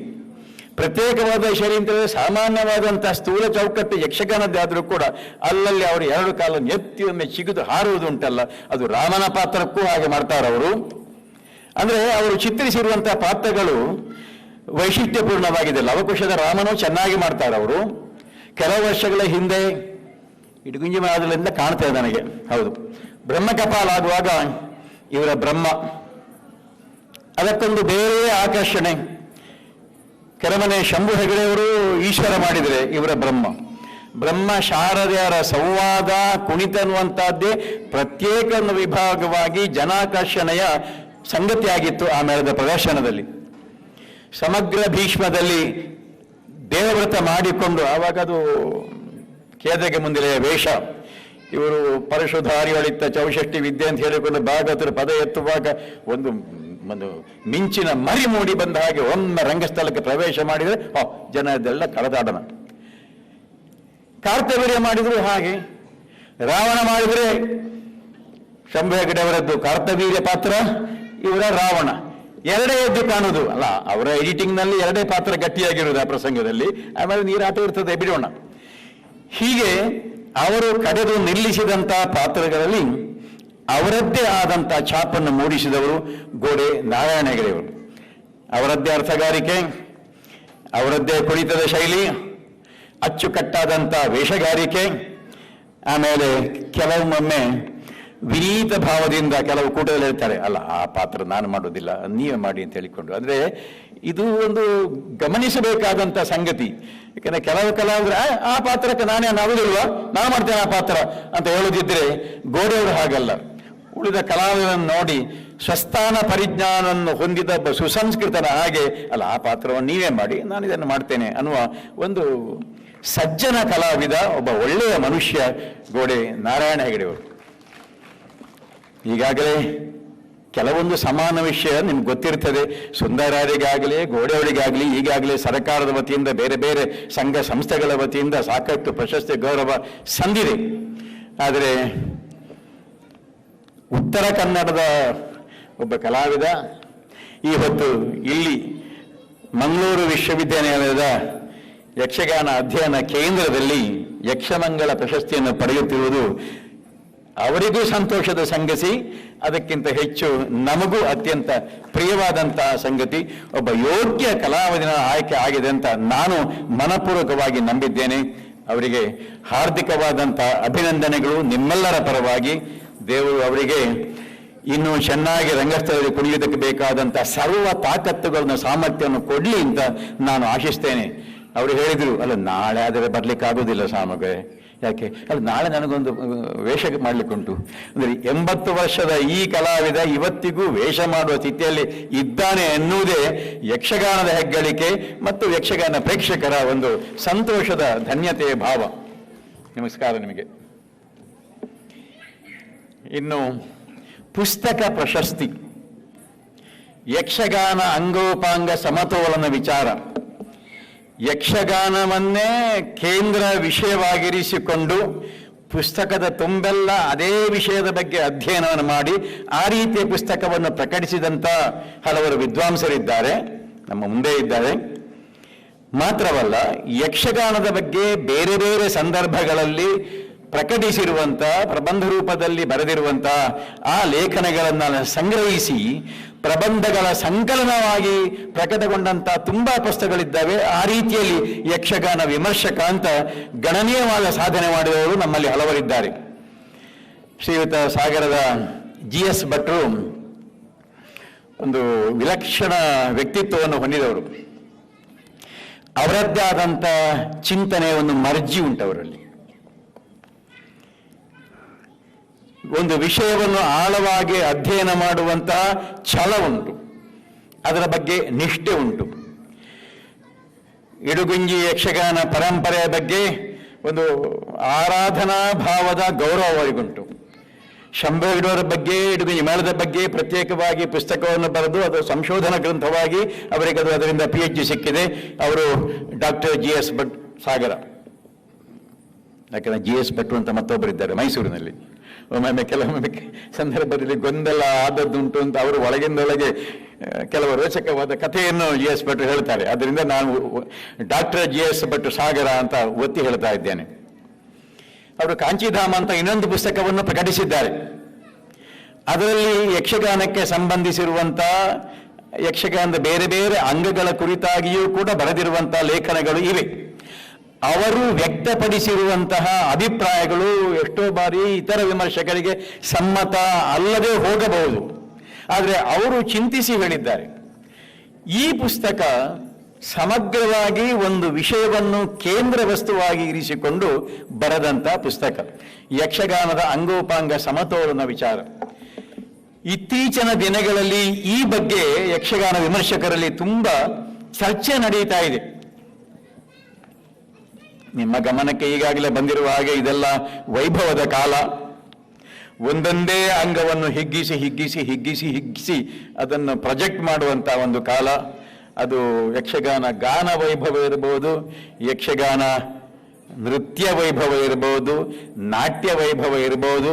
ಆದರೆ ಯಕ್ಷಗಾನ ಅಂದರೆ ಅದಲ್ಲ, ಅದು ಒಂದೊಂದು ಅಂಗ ಮಾತ್ರ.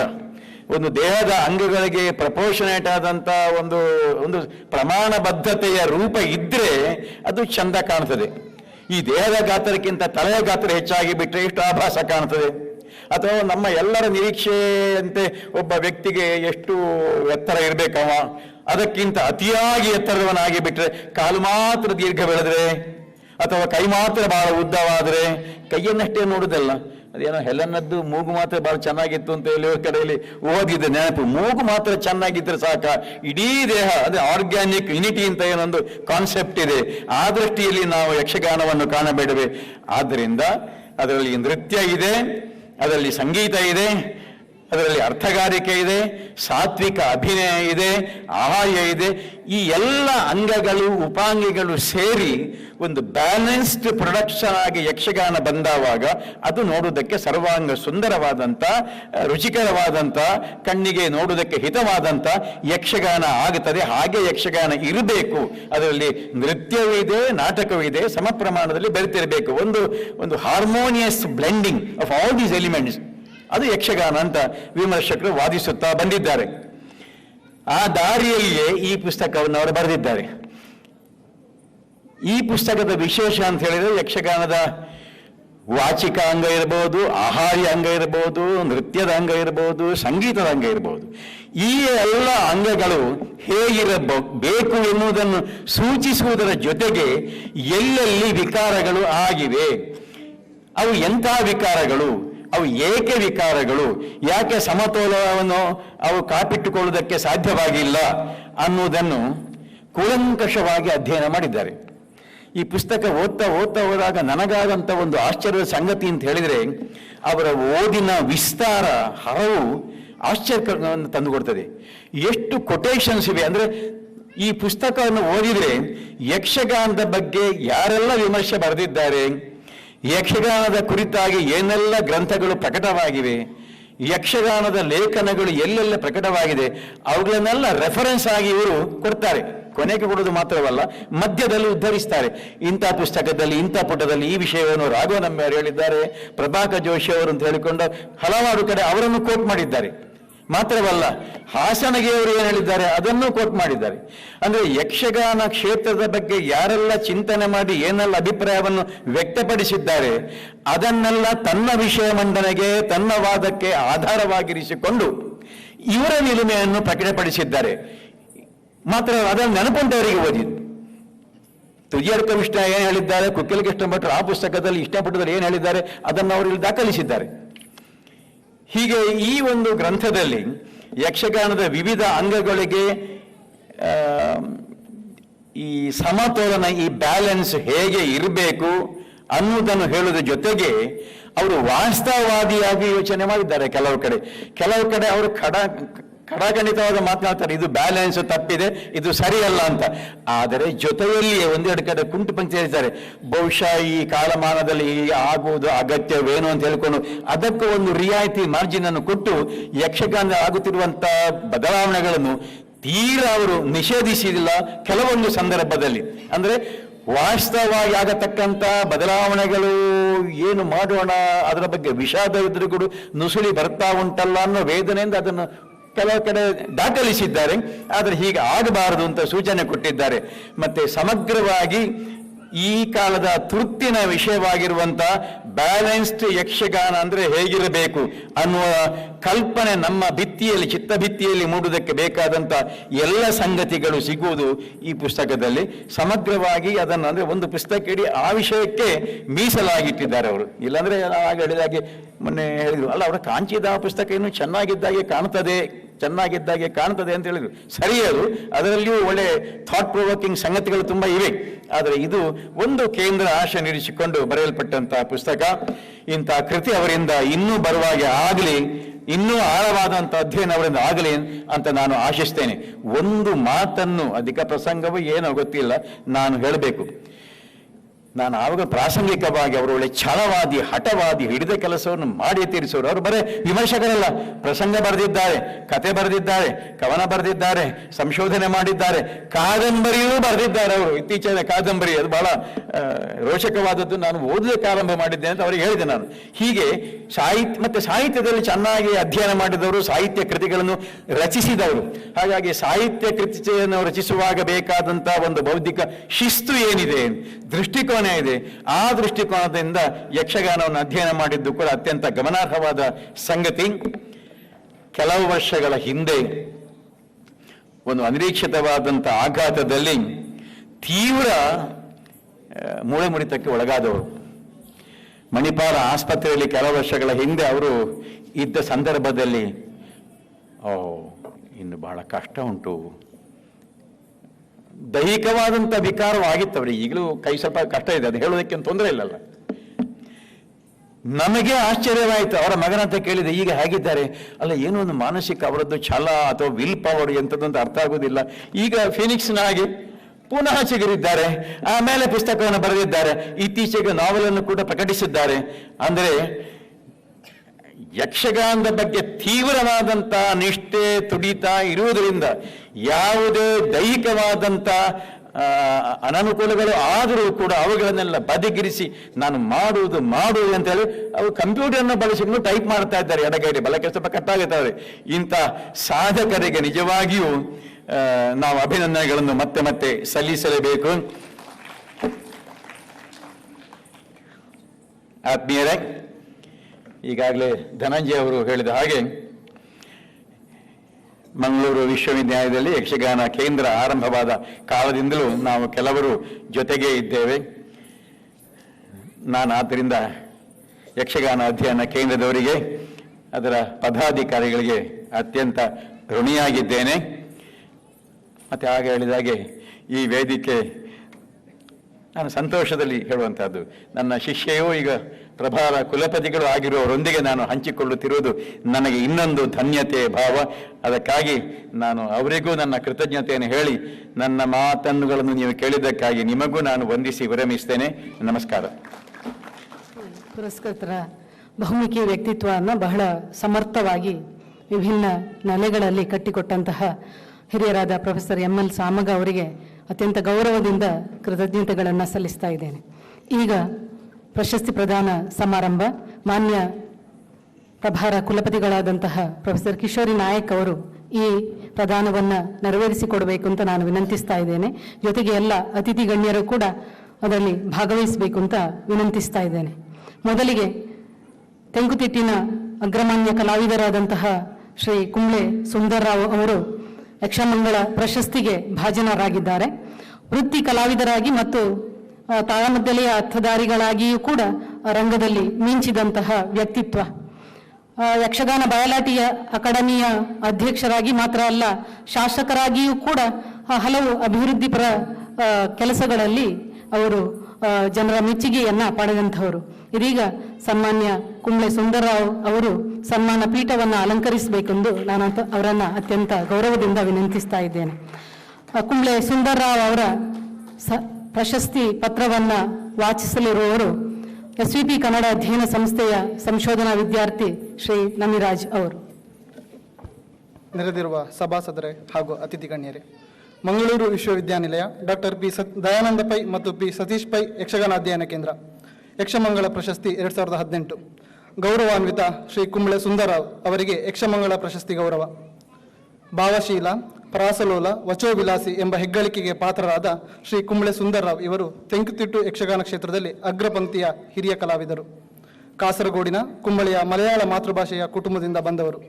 ಪ್ರಾಥಮಿಕ ಹಂತದ ವಿದ್ಯಾಭ್ಯಾಸವನ್ನು ಪಡೆದಿರುವ ಸುಂದರರಾಯರು ಯಕ್ಷಗಾನ ಕಲೆಯ ಮೇಲೆ ಆಕರ್ಷಿತರಾಗಿ ಪರಿಶ್ರಮದಿಂದ ಅರ್ಥಗಾರಿಕೆಯಲ್ಲಿ ಸಾಧನೆಗೈದು ಶೇಣಿ, ಸಾಮಗ ಮೊದಲಾದ ಅರ್ಥಧಾರಿಗಳ ಕೂಟದಲ್ಲಿ ಮೆರೆದಿದ್ದಾರೆ. ಬಣ್ಣದ ಕುಟ್ಟೆಪ್ಪುರವರಲ್ಲಿ ಸ್ಥೂಲವಾದ ನಾಟ್ಯಾಭ್ಯಾಸವನ್ನು ಮಾಡಿ ರಂಗಪ್ರವೇಶ ಮಾಡಿರುವ ಇವರು ಕೂಡ್ಲು, ಇರ, ಸುರತ್ಕಲ್ ಮೇಳಗಳಲ್ಲಿ ಆರಂಭದ ತಿರುಗಾಟವನ್ನು ಮಾಡಿ ಅನಂತರ ಧರ್ಮಸ್ಥಳ ಮೇಳದಲ್ಲಿ ಸುದೀರ್ಘವಾದ ತಿರುಗಾಟವನ್ನು ನಡೆಸಿದ್ದಾರೆ. ಭರತ, ಕರ್ಣ, ಉತ್ತರಕುಮಾರ, ಭೀಷ್ಮ, ದುಷ್ಯಂತ, ಅಕ್ರೂರ, ಸಂಜಯ, ಕೃಷ್ಣ, ಪರೀಕ್ಷಿತ ಮೊದಲಾದ ಪಾತ್ರಗಳು ಇವರಿಗಾಗಿಯೇ ರೂಪುಗೊಂಡಿವೆಯೋ ಎಂಬಂತೆ ಆ ಪಾತ್ರಗಳಿಗೆ ಜೀವ ತುಂಬಿದ್ದಾರೆ. ಸಂಭಾಷಣ ಚತುರ, ಸಂವಾದ ಪ್ರಿಯ ಕುಂಬ್ಳೆ ಅವರು ಯಕ್ಷಗಾನ ಕಲಾವಿದರಾಗಿರುವ ಜೊತೆಗೆ ವಿವಿಧ ಸಾಂಸ್ಕೃತಿಕ, ಧಾರ್ಮಿಕ ಹಾಗೂ ರಾಜಕೀಯ ವೇದಿಕೆಗಳಲ್ಲೂ ಸಕ್ರಿಯರಾಗಿ ಗುರುತಿಸಿಕೊಂಡವರು. ಕವಿ ಹೃದಯದ ಕಲಾವಿದರಾದ ಇವರು ಕೆಲವು ಚುಟುಕು, ಕವಿತೆ, ಲೇಖನಗಳನ್ನು ಬರೆದಿದ್ದಾರೆ. ಅಪಾರ ಕಲಾಸಕ್ತರ ಹೃದಯ ಸಿಂಹಾಸನದಲ್ಲಿ ವಿರಾಜಮಾನರಾಗಿರುವ ಕುಂಬ್ಳೆ ಅವರಿಗೆ ಅರ್ಹವಾಗಿಯೇ ಅನೇಕ ಗೌರವಗಳು ಸಂದಿವೆ. ಯಕ್ಷಗಾನ ಬಯಲಾಟ ಅಕಾಡೆಮಿಯ ಅಧ್ಯಕ್ಷತೆ, ಸಂಸ್ಕಾರ ಭಾರತೀಯ ರಾಜ್ಯಾಧ್ಯಕ್ಷತೆ, ಕರ್ನಾಟಕ ರಾಜ್ಯೋತ್ಸವ ಪ್ರಶಸ್ತಿ, ಕೇರಳ ಕಲಾಮಂಡಲ ಪ್ರಶಸ್ತಿ, ಕನ್ನಡ ಶ್ರೀ ಪ್ರಶಸ್ತಿ, ಕರ್ನಾಟಕ ಶ್ರೀ ಪ್ರಶಸ್ತಿ, ಮುಳಿಯ ಪ್ರಶಸ್ತಿ, ಶೇಣಿ ಪ್ರಶಸ್ತಿ, ಪೊಳಲಿ ಶಾಸ್ತ್ರಿ ಪ್ರಶಸ್ತಿ ಇತ್ಯಾದಿ 10 ಪ್ರಶಸ್ತಿಗಳಿಗೆ ಭಾಜನರಾಗಿದ್ದಾರೆ. ದೆಹಲಿ, ಮುಂಬೈ, ಬೆಹರಿನ್ ಮುಂತಾದ ದೇಶ ವಿದೇಶಗಳ ಗೌರವವೂ ಇವರಿಗೆ ಲಭಿಸಿದೆ. ಸರಳ, ಸ್ನೇಹಶೀಲ, ಪ್ರಾಸಲೋಲ, ಯಕ್ಷಲೋಕದ ಮಾತಿನ ರಂಗದ ಮಹಾರಥಿ ಕುಂಬ್ಳೆ ಸುಂದರರಾಯರಿಗೆ ಮಂಗಳೂರು ವಿಶ್ವವಿದ್ಯಾನಿಲಯ ಯಕ್ಷಗಾನ ಅಧ್ಯಯನ ಕೇಂದ್ರದಿಂದ 2018ನೇ ಸಾಲಿನ ಯಕ್ಷಮಂಗಳ ಪ್ರಶಸ್ತಿಯನ್ನು ನೀಡಿ ಗೌರವಿಸುತ್ತಿದ್ದೇವೆ. ಡಾಕ್ಟರ್ ಧನಂಜಯ ಕುಂಬ್ಳೆ, ಸಂಯೋಜಕರು ಯಕ್ಷಗಾನ ಅಧ್ಯಯನ ಕೇಂದ್ರ, ಪ್ರೊಫೆಸರ್ AM ಖಾನ್, ಕುಲಸಚಿವರು ಮಂಗಳೂರು ವಿಶ್ವವಿದ್ಯಾನಿಲಯ, ಪ್ರೊಫೆಸರ್ ಕಿಶೋರಿ ನಾಯಕ್ ಕೆ, ಪ್ರಭಾರ ಕುಲಪತಿಗಳು ಮಂಗಳೂರು ವಿಶ್ವವಿದ್ಯಾನಿಲಯ.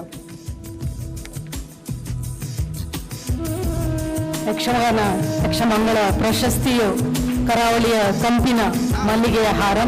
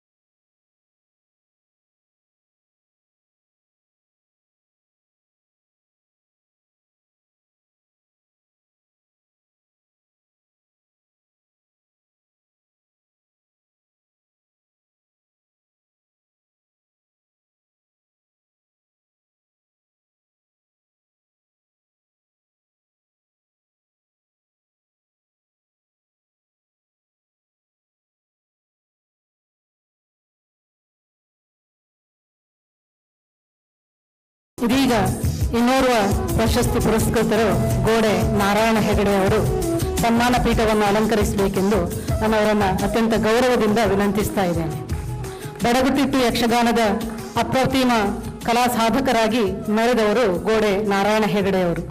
ಸ್ತ್ರೀ ಪಾತ್ರದಲ್ಲಿ ಮಾತ್ರ ಅಲ್ಲ, ವಿಭಿನ್ನ ಪಾತ್ರಗಳ ಮೂಲಕ ರಂಗದಲ್ಲಿ ಮಿಂಚಿದಂತಹ ಗೋಡೆ ನಾರಾಯಣ ಹೆಗಡೆಯವರ ಸನ್ಮಾನ ಪತ್ರವನ್ನು ಕನ್ನಡ ವಿಭಾಗದ ಸಂಶೋಧನಾ ವಿದ್ಯಾರ್ಥಿ ಶ್ರೀಮತಿ ದಿವ್ಯಾ ಸಾಲ್ಯಾನ್ ಅವರು ವಾಚಿಸಲಿದ್ದಾರೆ. ಎಲ್ರಿಗೂ ನಮಸ್ತೆ. ಮಂಗಳೂರು ವಿಶ್ವವಿದ್ಯಾನಿಲಯ ಡಾಕ್ಟರ್ ಪಿ ದಯಾನಂದ ಪೈ ಮತ್ತು ಶ್ರೀ ಪಿ ಸತೀಶ್ ಪೈ ಯಕ್ಷಗಾನ ಅಧ್ಯಯನ ಕೇಂದ್ರ ಗೌರವಾನ್ವಿತ ಶ್ರೀ ಗೋಡೆ ನಾರಾಯಣ್ ಹೆಗ್ಡೆ ಅವರಿಗೆ ಯಕ್ಷಮಂಗಳ ಪ್ರಶಸ್ತಿ ಗೌರವ. ಬಡಗುತಿಟ್ಟು ಯಕ್ಷಗಾನ ರಂಗದಲ್ಲಿ ಮೆರೆದ ಅಪ್ರತಿಮ ಕಲಾ ಸಾಧಕ ಗೋಡೆ ನಾರಾಯಣ್ ಹೆಗ್ಡೆಯವರು.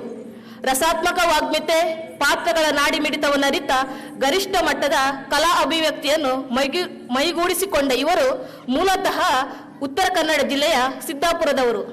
ಕೊಳಗಿ ಸೀತಾರಾಮ್ ಭಾಗವತರು, ಕಾನಕೋಡು ಗಣೇಶಯ್ಯ ಇವರಲ್ಲಿ ಆರಂಭಿಕ ಅಭ್ಯಾಸವನ್ನು ಮಾಡಿ ತಮ್ಮ 14ನೇ ವಯಸ್ಸಿನಲ್ಲೇ ತಾರೆಯ ಪಾತ್ರದ ಮೂಲಕ ರಂಗ ಪ್ರವೇಶಿಸಿ ಆರಂಭಿಕ ವೃತ್ತಿ ಬದುಕಿನಲ್ಲಿ ಸ್ತ್ರೀ ಪಾತ್ರಧಾರಿಯಾಗಿ ಮಿಂಚಿದವರು.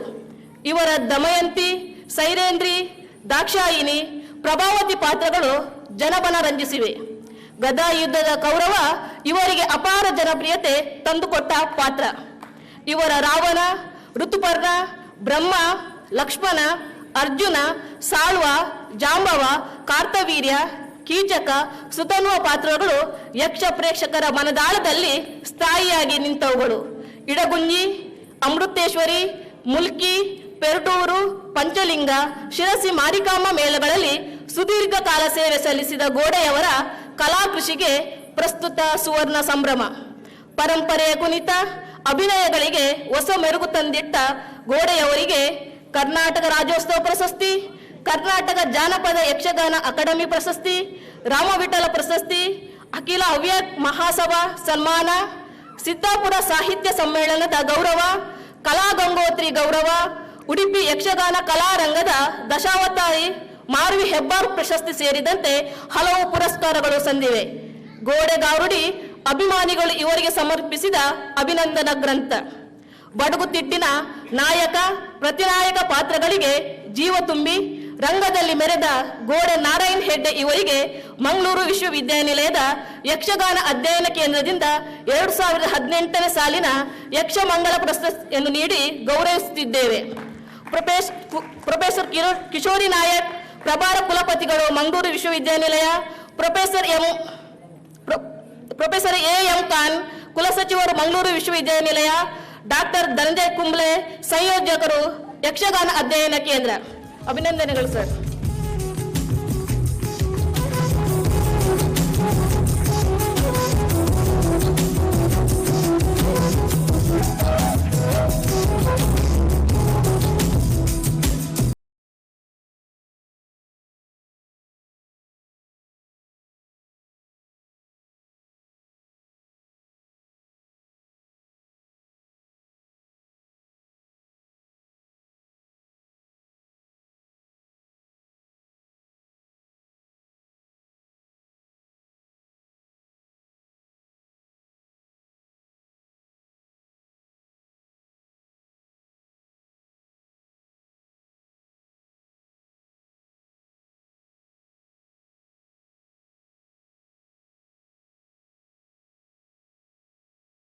ಆಯ್ಕೆಯಾದಂತಹ ಕೃತಿ ಯಕ್ಷಗಾನ ಅಂಗೋಪಾಂಗ ಸಮತೋಲನ ವಿಚಾರ.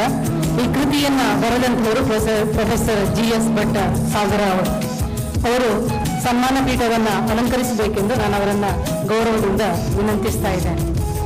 Professor GS. ಭಟ್ಟ ಸಾಗರ ಅವರು ವೃತ್ತಿಯಲ್ಲಿ ಪ್ರಾಧ್ಯಾಪಕರಾಗಿ, ಪ್ರಾಂಶುಪಾಲರಾಗಿ ಸುದೀರ್ಘ ಕಾಲ ಸೇವೆಯನ್ನ ಸಲ್ಲಿಸಿದವರು. ಯಕ್ಷಗಾನ ವಿಮರ್ಶಕರು, ಚಿಂತಕರು ಆದಂತಹ ಪ್ರೊಫೆಸರ್ ಜಿ.ಎಸ್. ಭಟ್ಟ ಸಾಗರ ಅವರ ಸನ್ಮಾನ ಪತ್ರವನ್ನ ವಾಚಿಸುವವರು ಎಸ್ವಿಪಿ ಕನ್ನಡ ಅಧ್ಯಯನ ವಿಭಾಗದ ಸಂಶೋಧನಾ ವಿದ್ಯಾರ್ಥಿನಿ ನಮಿತಾ ಅವರು. ಎಲ್ಲರಿಗೂ ನಮಸ್ಕಾರ. ಮಂಗಳೂರು ವಿಶ್ವವಿದ್ಯಾನಿಲಯ ಡಾಕ್ಟರ್ ಪಿ ದಯಾನಂದ ಪೈ ಮತ್ತು ಶ್ರೀ ಪಿ ಸತೀಶ್ ಪೈ ಯಕ್ಷಗಾನ ಅಧ್ಯಯನ ಕೇಂದ್ರ ಗೌರವಾನ್ವಿತ ಪ್ರೊಫೆಸರ್ ಜಿ.ಎಸ್. ಭಟ್ಟ ಸಾಗರ ಅವರಿಗೆ ಯಕ್ಷಮಂಗಳ ಕೃತಿ ಪ್ರಶಸ್ತಿ ಗೌರವ. ಯಕ್ಷಗಾನದ ಕುರಿತ ಮಹತ್ವದ ಕೃತಿಗೆ ನೀಡುವ ಯಕ್ಷಮಂಗಳ ಕೃತಿ ಪ್ರಶಸ್ತಿಗೆ ಪ್ರೊಫೆಸರ್ GS ಭಟ್ಟ ಸಾಗರ ಅವರ ಯಕ್ಷಗಾನ ಅಂಗೋಪಾಂಗ ಸಮತೋಲನ ವಿಚಾರ ಕೃತಿಯನ್ನು ಆಯ್ಕೆ ಮಾಡಲಾಗಿದೆ. ಕೃತಿಯಲ್ಲಿ ಲೇಖಕರು 3 ತಿಟ್ಟುಗಳಿಗೆ ಅನ್ವಯಿಸುವಂತೆ ಯಕ್ಷಗಾನದ ವಾಚಿಕ, ಆಂಗಿಕ, ಆಹಾರ್ಯ ಮತ್ತು ಸಾತ್ವಿಕಾಭಿನಯದ ಅತಿರೇಕಗಳನ್ನು ಕುರಿತು ವಿಮರ್ಶಾತ್ಮಕ ವಿವೇಚನೆಯನ್ನು ಮಾಡಿದ್ದಾರೆ. ಕಲಾವಿದರಲ್ಲೂ ಪ್ರೇಕ್ಷಕರಲ್ಲೂ ಯಕ್ಷಗಾನದ ಅಂಗಾಂಗಗಳ ಕುರಿತ ಸಮತೋಲನ ದೃಷ್ಟಿಯನ್ನು, ಔಚಿತ್ಯ ಪ್ರಜ್ಞೆಯನ್ನು ಹೆಚ್ಚಿಸುವ ಉದ್ದೇಶವನ್ನು ಕೃತಿಯು ಹೊಂದಿದೆ. ಪ್ರೊಫೆಸರ್ GS ಭಟ್ಟ ಇವರು ಸಾಗರದ ಲಾಲ್ ಬಹದ್ದೂರ್ ಕಲೆ ವಾಣಿಜ್ಯ ಕಾಲೇಜಿನಲ್ಲಿ ಕನ್ನಡ ಪ್ರಾಧ್ಯಾಪಕರಾಗಿ, ವಿಭಾಗದ ಮುಖ್ಯಸ್ಥರಾಗಿ, ಪ್ರಾಂಶುಪಾಲರಾಗಿ ನಿವೃತ್ತರಾದವರು.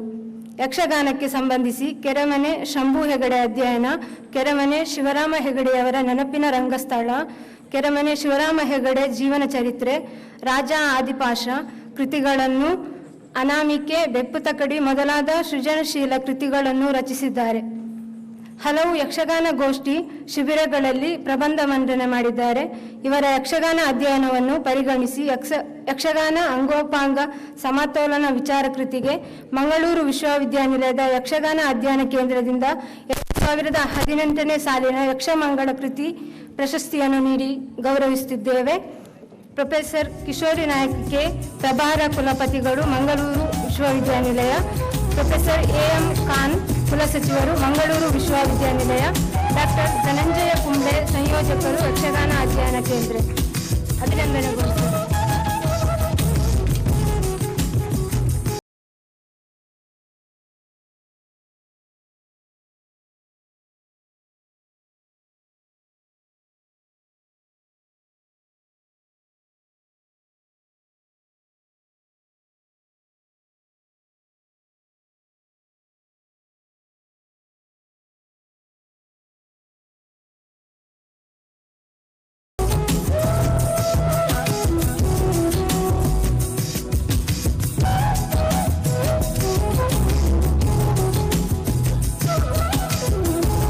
ಯಕ್ಷಮಂಗಳ ಕೃತಿ ಪ್ರಶಸ್ತಿಯು 10,000 ನಗವನ್ನು ಒಳಗೊಂಡಿದೆ.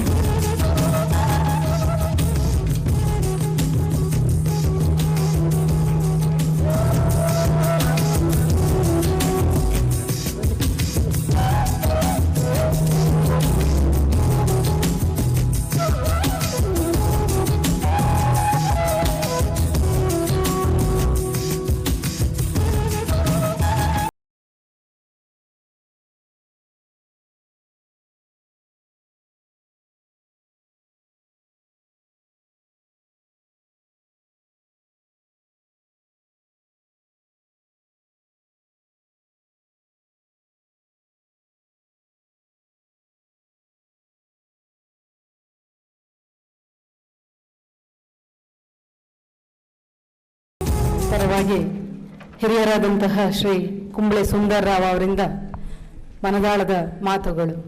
ಅಷ್ಟು ಹೆಸರು ಹೇಳುವ ಅಧಿಕ ಪ್ರಸಂಗ ಮಾಡೋದಿಲ್ಲ. ಎಲ್ಲರಿಗೂ ಸೇರಿದ ಹಾಗೆ ಸಂತೋಷದಿಂದ ಮನಸ್ಸು ತುಂಬಿದ 2 ಮಾತುಗಳು.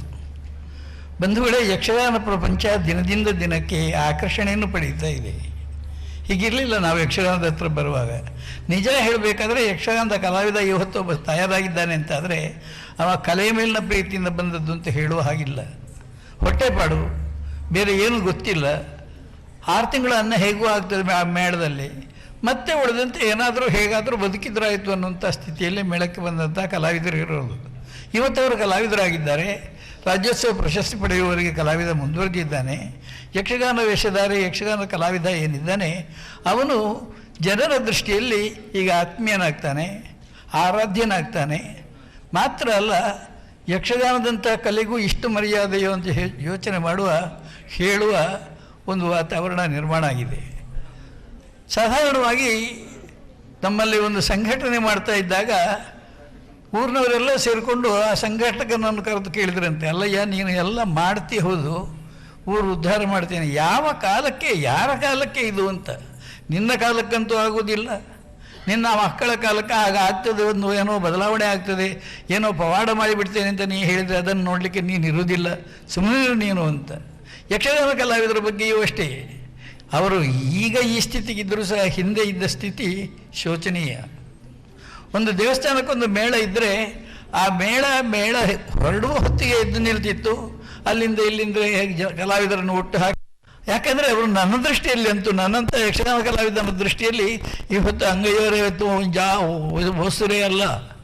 ಅದಕ್ಕಿಂತ ಹೆಚ್ಚಿಗೆ ಒಂದೊಂದು ದೈವೀ ಕ್ಷೇತ್ರಗಳಲ್ಲೂ ಸಹ ಯಕ್ಷಗಾನದ ಒಂದೊಂದು ಮೇಳವನ್ನು ಹೊರಡಿಸುವುದರ ಮೂಲಕವಾಗಿ ಯಕ್ಷಗಾನದ ಆರಾಧನೆಯನ್ನು ಮಾಡುವುದಕ್ಕೆ ಬೇಕಾದ ವ್ಯವಸ್ಥೆಯನ್ನು ಮಾಡುವುದರಿಂದ ದೇವತಾ ಆರಾಧನೆಯನ್ನು ಮಾಡುವುದನ್ನು ಕಾಣ್ತೇವೆ.